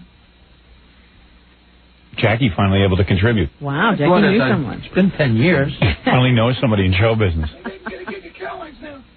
What? Maybe I can get a gig at Caroline's now. Shut up, Jackie. What else, Robin? Did you hear about this? Scares me. Fred? Yeah, well, that too. Right. But residents of a 4-story East Side building saw their homes reduced to rubble yesterday. That's right. There was some construction going on next door, and whatever they were doing to that building over there destabilized their building. And they got home from work yesterday, weren't even allowed to go inside and retrieve any valuables. They said the building had become unsound, and they had to stand there, all of their possessions inside, only the shirts on their backs that they wore that day, and watch their homes be demolished. That scares me, too. Where is that? Right here on 45th Street, 54th Street. Well, the good news is my house is fine. Because it's weird, because they do construction underneath this floor, and I'm like, I always wonder, who knows what they're doing? I don't know who's checking these people. Yeah, I don't either. I don't know anything about it. But can you imagine? I'm sitting there thinking, well, what if they had pets inside? They're just demolishing the building. They said what they'll do is if they find anything of value now, they'll put it on a tarp on the sidewalk. Yeah, and you know great. how long that'll last. Yeah, especially in New York. Yeah, just expect to see some of your belongings. Yeah, the taxi's down there right now. And not only that, taxi. She'll probably be late. There's so many people in need in this town. Right. In the paper today, they say that Morty might be bouncing back on his feet. Morty. It's Bob Morton, the former producer of the David Letterman show. Remember that woman, Jamie McDermott, who I said it was coming to ABC to take over Ted Harbert's job? Right. Well, she was an NBC employee. Yeah. And apparently wanted to get out of her contract. They credit her with a lot of NBC success, apparently. Right. Wanted to get out of her contract. Now they're saying Morty might have been instrumental in getting her involved with Mike Ovitz and getting her out of NBC. He's a schmoozer.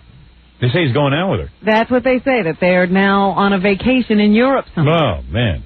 Love that. She's hot, too, I think. They say this woman's competent, so even if Morty can't do anything, right, he can live over her. Right.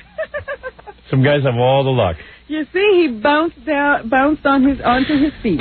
You're a woman. Does Morty have something? Does he have something I don't know about? What do we miss? Yeah. Does he have a lot of penises? Same thing any other guy has that gets women. 8 penises. Money. Oh, very good.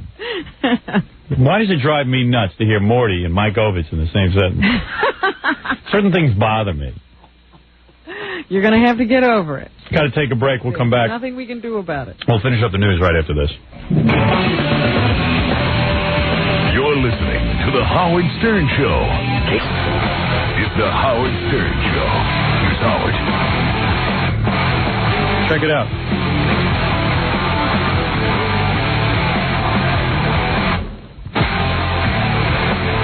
A lot of people faxing in about the Bob Goldthwait story. This one says, Dear Howard, I would like to represent Goldthwait in his career after his lawsuit gets settled. I am trying to add clients for my fledgling business, and my only current client is a no-talent fat drunk. Signed, Nancy Sirianni Martin. Right there. Very funny. You know, that Goldthwait has no luck, like our own Jackie. I mean... He's a Jonah. Hey. Just kidding. He's got a black cloud hanging over his head or something. Jackie, you got tons of luck. Look at all the CDs you press in your basement. Oh, stop it. And you're a friar, aren't you? Yes. Yes, I'm on the flyer. Probably I think the downfall was that Shakes the Clown movie. It has been all downhill since then. So, I mean, here the guy goes, he's performing. And, a lot of guys, you get wild on stage, you pull a curtain or something. He pulls the curtain. The metal box comes swinging down on a lawyer. Yeah, of all the people he could have hit in the eye. Yeah, tons of people to hit. You couldn't make that up. No.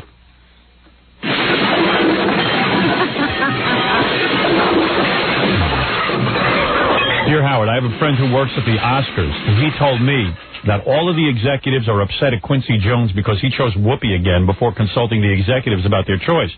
It's true. I mean, Whoopi was the worst. Yeah, a lot of people had, not so nice things to say after Whoopi hosted the show. I mean, the critics really roasted her. I mean, you talk about Letterman, people were saying was bad. I mean, Letterman was a breath of fresh air compared to Whoopi. And Letterman didn't pull that thing off at all. He'll be the first to admit it. But, man, Whoopi, remember? You know what? But the thing that Letterman did was he killed any speculation about him ever doing it again. Yeah, that's true. Quincy said he would wait, but went ahead anyway, hired Whoopi, and claimed that as producer, I need freedom. Then this person gets kind of racial. He says, I personally hate that unfunny Negro. Oh, dear. You can't say she's not funny. And I won't watch that crap. P.S. F. Jackie and that stump the dick man stupid game of his. Oh. Everything gets back to Jackie. You hit. And this one finally says, Howard, this has nothing to do with anything in the news. Oh, okay. Howard, what the hell are you doing? Giving an interview to Brad Hicks of WGAL-TV 8 in Lancaster, Pennsylvania this past Friday. Did you? No. Are you kidding? Hicks is such an a-hole and is a bigger stooge than Baba Booey. That TV station is so ultra-conservative, and his woman co-anchor was obviously upset by the interview. We have to see it. I don't know what he's talking about. How could he get an interview? That interview ruined your image. As if I had an image. Well, like whatever it was, it's ruined. Yeah, in Lancaster. That's okay. I can afford it. If my image is ruined in Lancaster, I'm okay. As long as it doesn't get ruined anywhere else. My image. Dude, I don't know what hallucinogen you're on. But I didn't do any interview in Lancaster, Pennsylvania with any guy named Bruce Hicks. I don't know what you're talking about. You must be cracked. I'm tempted to call this guy, but we'll do that tomorrow. Okay. Let's sort of wrap it up here. Go ahead. And do I guess what people would call the real news. Oh, come on. Snoop Doggy Dogg is a free man. Oh, there you go. All charges have been dropped against him in the murder case he was facing. He will not be retried on that one count of manslaughter. Some reporter caught up with Snoop Doggy Dogg yesterday. Here's how he put it. We came to court for murder all while we was in trial. Murder was a case. Murder was a case. Murder was a case. When they dropped murder was a case, there's no more cases. So, I mean, that's what I was thinking all along. Once murder gets out of the situation, there's no more case. Manslaughter is not the situation. It was self-defense. Anybody believe him? I wasn't there. Yeah, I don't know how these people live, what they're doing. I don't know. All I know is the guy was shot in the back. How does that happen? You know, all of a sudden he changed his mind and whirled around right after he pulled the gun. Yeah. I don't know. What the hell? Yeah? There's a camera crew waiting for you downstairs. I think it's Entertainment Tonight. I'm going to guess that they want to talk to you about Letterman, probably. Gee, they don't leave me alone. Every day they're out there. They don't leave you alone. Man, the other day when we interviewed John F. Kennedy Jr., yeah, I couldn't even get out the door. Tons of camera crews. Howard. I said, no comment. I had the window rolled up. I wouldn't even roll it down. All right, I can understand John F. Kennedy Jr., but David Letterman? Yeah, well, what's that all about? Are you sure it's not Jim Belushi? Yeah, it is what it is. Yeah, Jim Belushi called. He goes, hey, I was on the show. What do they want from me, Entertainment Tonight? I don't understand. You know, Steve saw them down there when he was going to get your lunch. So I mean, what am I going to say? You want me to send somebody out with a statement? Maybe Letterman must have said something that is controversial. Well, what other show has he ever talked about his girlfriend before? What other show has he ever talked about Bob Morton? What happened? Right, that I thought was interesting, too. Can anybody go down there and ask him? I could do that. You want me to do that? Why don't you find out what they want? All right. And ask him to go away. All right. I got junk to do today. What? They don't even call for an interview. They just immediately start the stakeout. Yeah, you know me, I'm a pretty nice guy. I feel pretty bad, like, driving off and not talking to him, but I think he should, like, schedule an interview. Why? Yeah, I don't understand why they just feel they need to immediately try to bushwhack you as opposed to trying to get in it. Well, I try to explain to him that right now I don't really want to do any interviews because I'm not, I got a movie coming up, and after the movie I'll be happy to talk to you. I'll talk to you day and night. You think they heard about that Brad interview and they said, well, hell, he's talking to that guy. Yeah. Yeah, Brad Hicks. They heard about Brad Hicks in York, Pennsylvania.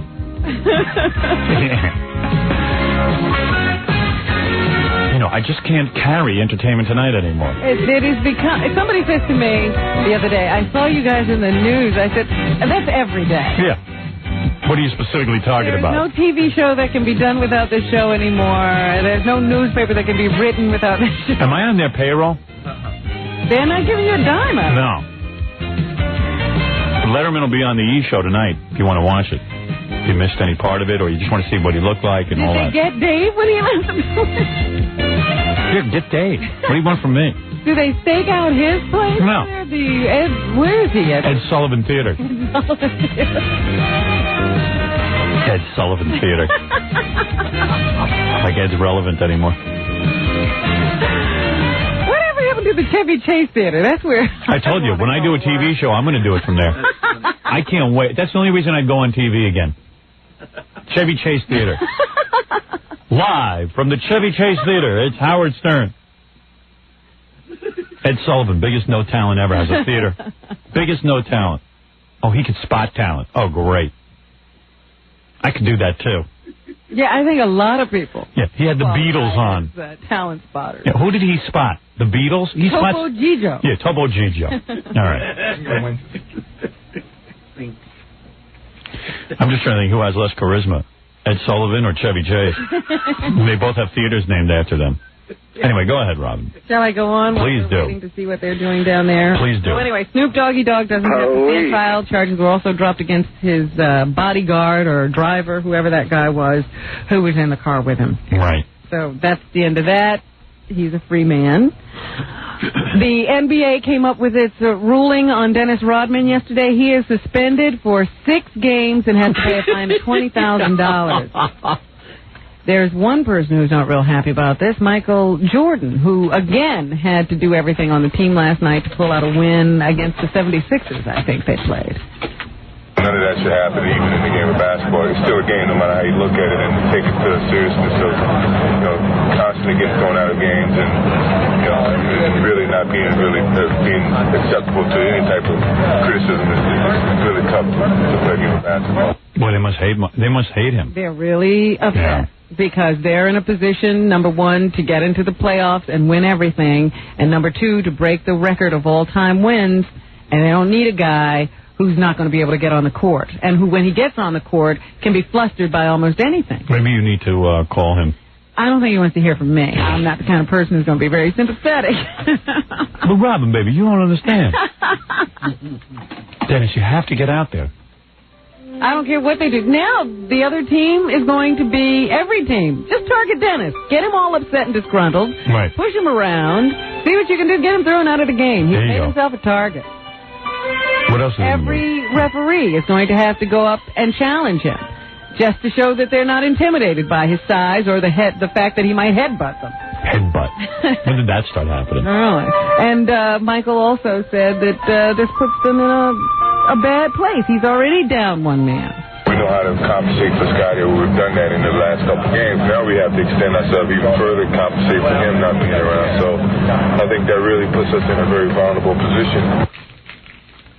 Not doing himself a good job with his team. He won't even say his name. He just says him. Yeah. And they were pretty much tolerating him. Thought this was going to be a good deal for him, but it seems to be unraveling even as we speak. This is pretty funny. Juan Rodriguez Chavez. Think Dennis Rodman knows Bob Goldthwait?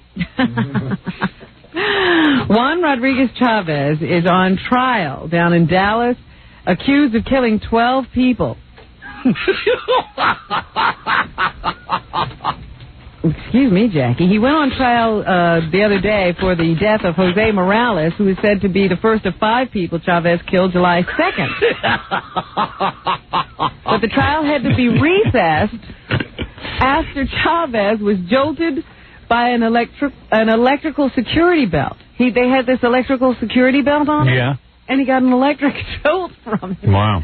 So they had to recess the trial. I guess that's a little taste of what he's going to get. Little jolt. For all these murders. But you can't do that until you get a conviction, I suppose. So they had to recess the trial and get him some treatment. What do they want? So it's Entertainment Tonight. And it's a really funny scene. It's raining out there, so there's like 5 people huddled in a van. Oh, my. 5 people for one soundbite. Really? So they want to know, how it went with Letterman, and how did you get him to come in? Went fine. I mean, it was great. It was a really good interview, I thought. I don't know. He even talked on the air about why he was here. Right. I mean, we addressed all that. Tell him to leave me alone. Okay, I think they're looking for, you on camera. Yeah, I know. I don't want to be on camera. I've told them I don't want to be on camera. Did they listen to that? Apparently not. Did they listen to the show? Yeah, they're all in the van listening right now. Yeah, I don't want to be on camera. Not right now. It's enough. Will they take a statement? Yeah. Here's the statement. You guys are being a-holes. I mean it. We tried to talk to Howard about this, but he said we were being a-holes. Right. Mary? Back to you, Mary. Yeah. No, tell him it's just that there's nothing I really want to comment on at this point. Okay. Tell him to go chase JFK Jr. He's beating up girls in the park. Do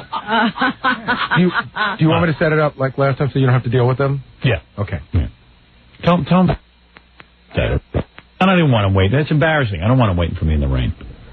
Michael Jackson is supposed to be making a... Too bad I'm married. Man, can you imagine I have a chick and I'm like, oh, damn, stalked by the press. Yeah, like I'm stalked by Entertainment Tonight. Oh, could I get laid? Oh, could I get laid? Oh, could I get laid? Michael Jackson is saying he has a major announcement to make today. I'm a man. He's in Paris with Prince Al-Walid. Oh, yeah? Yeah. I hang with him. He's a Saudi Arabian billionaire whose yacht Jackson had lunch on last summer to discuss a marketing project. They say it's a global thing, but that's the only hint they were letting go of when they were announcing that Jackson's going to be making this major statement today. It's a global thing. I don't know what that means. But I'd also like to announce I'm engaged to an entire kindergarten class. You know? It's got to be something weird. I don't know about that. There's another situation of a child doing something that winds up saving a parent's life. This little 3-year-old, Brett Copenhaver Jr., dialed randomly into the phone and got his father some help after his father had a heart attack. Wow. Who do you call? I don't know, but... 516. Good thing you didn't call my house. I'd hang up. Amazingly, somehow, just by pushing random numbers on the phone, he got an operator. And he explained to the 3-year-old, the 3-year-old explained to the operator that Daddy was not doing good? Right, and somehow or other, they wound up figuring out that he needed an ambulance. And I guess they traced the call so that they could figure out where he needed it sent. And they got an ambulance to the house in Bloomington, Indiana. Wow. So there you go. The kid did see parents talking on the phone, figured it was a way to communicate with somebody. Pretty smart, 3 years old. His father had a heart attack. I know my 3-year-old couldn't do that. I know it. I know I'd be... This one's toilet trained 2 hours. I bet you I'd lay on the floor and she would just, like, play with my dead body. Daddy's fingers. Oh, goodness. I know it. My 3-year-old would pee on me. That's what would happen. Jeez, we can't even get her interested in the toilet. You guys have lost all skills, I know. This was a bad idea. And I'm blaming my wife. I said, you're not spending enough time with this kid. This was a bad idea. Something's going on there. Wow. Something. She's holding on to it. What do you think that means? I don't know. Maybe she is asking for a little bit more attention. I think so, too. That's her way of getting attention. Yeah. That's what I told my wife. It becomes an issue that you have to be involved with her. Yeah. With. See? You agree with me. And this is when she's doing the right thing, apparently nobody bothers with her. So she's learning, hey, I got to do something wrong. Could you call my wife tonight? I'm not going to get into it. What will we do? That's a sensitive subject I think you should handle. I said, what'd you have another kid for if you're not going to be home to take care of it? Started yelling at her. She goes, well, look who's talking. Look who's talking. I said, hey, I told you I wasn't around. I'm busy. I'm busy with my computer. She's at home with the child, isn't she? No. She's out Miss Hollywood now. She's busy lunches, recreational activities. Various things. Plus, she's busy with the 12-year-old and 9-year-old because, you know, they got stuff at school. And they're much more interesting. Yeah. I mean, they're more interesting at this point. They're not little, you know, pishers. Yeah. Well, what are you going to do? And she's shopping for her movie outfit. Her movie outfit? Yeah, she wants to be in the movie. And Betty had lunch with her. They're going to have... Doesn't she realize that they provide wardrobe? I'm just kidding, but you know what I mean. Betty had lunch with her and said, yeah, you should be in the movie. And I was like, oh. You didn't have that talk with Betty. No, I got to get everyone under control. I told you. Go ahead, Robin. Anything else in the news? The Sex Pistols are planning a reunion. Here is Johnny Lydon, also known as Johnny Rotten. The guy who's so angry? Hey, they're not trying. They never said that they'd ever get too old to do this kind of stuff. We ain't pretending to be kids. We never did in the first place. We never bought into that Pete Townsend hope I die before I get old crap. We also don't give a what we look like. We love our beer bellies, and you're gonna too. Wow. He's always angry, that guy. That guy's pretty interesting. I would like to... Have we ever talked to him? Hey, he wanted to come on the show, but it's like... Nobody cares about him. Did you care about the Sex Pistols? I thought they were pretty good. They had the God Save the Queen and stuff, but that's, you know, who cares about them? Yeah. Well, they're getting together with the original lineup. The guy that Sid Vicious replaced is getting to be back in the band. And they say they still don't like each other all that much, and they could wind up fighting on this tour. Yeah, and breaking up as well. They're putting together a reunion tour so they can go around saying they don't like the reunion tour. That's what they're doing. I don't buy it. One of the things this guy said was everybody kept offering him these ridiculous sums of money to get back together, so... Who? He said, I decided to take them up on their big fat mouth. Right. You know, that act is running a little thin. We don't want to be together, but we'll be together. Who cares? So there you have it. All This right. makes an interesting copy. Thanks, Robin. Jackie, why don't you read the plugs, because my voice is shot today. Can Fred do it? Yeah. What's wrong with your voice, Jackie? His voice is shot, too. We've never heard it normal.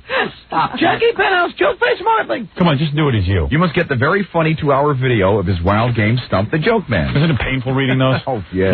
Only and it's all written so, like, nice and neat. He's got, like, little quotations. There's like 10 million things he wants you to touch special on. numbers, only $15 plus $4 shipping and handling. The spring special, you buy 2, you get 1 free.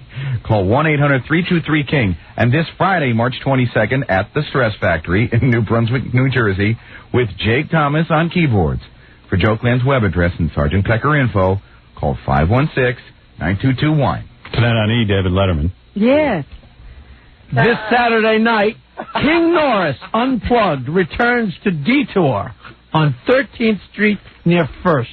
Wait a minute. Did Jackie not want to read his own plug? Is that Right. what we're getting? It's not here? professional. How cool. How cool. I was just trying to get even. Okay, plug for Jim Belushi. His new movie is Race for the Sun. That's with Halle Berry, and that opens Friday. The Rainforest Foundation's 7th annual benefit concert is on Friday, April 12th at Carnegie Hall. It features Sting, Elton John, James Taylor, and Don Henley. For concert seats, call 212-247-7800. For benefit tickets, call 212-245-6570. And Fred with the announcing. And if you're planning a wedding or party and you need a DJ, call Scott the Engineer's Rocket Entertainment at 718-BAG-5040. Right. Okay, Robin, I'll see you tomorrow. Howard Stern all morning. Pure rock all day.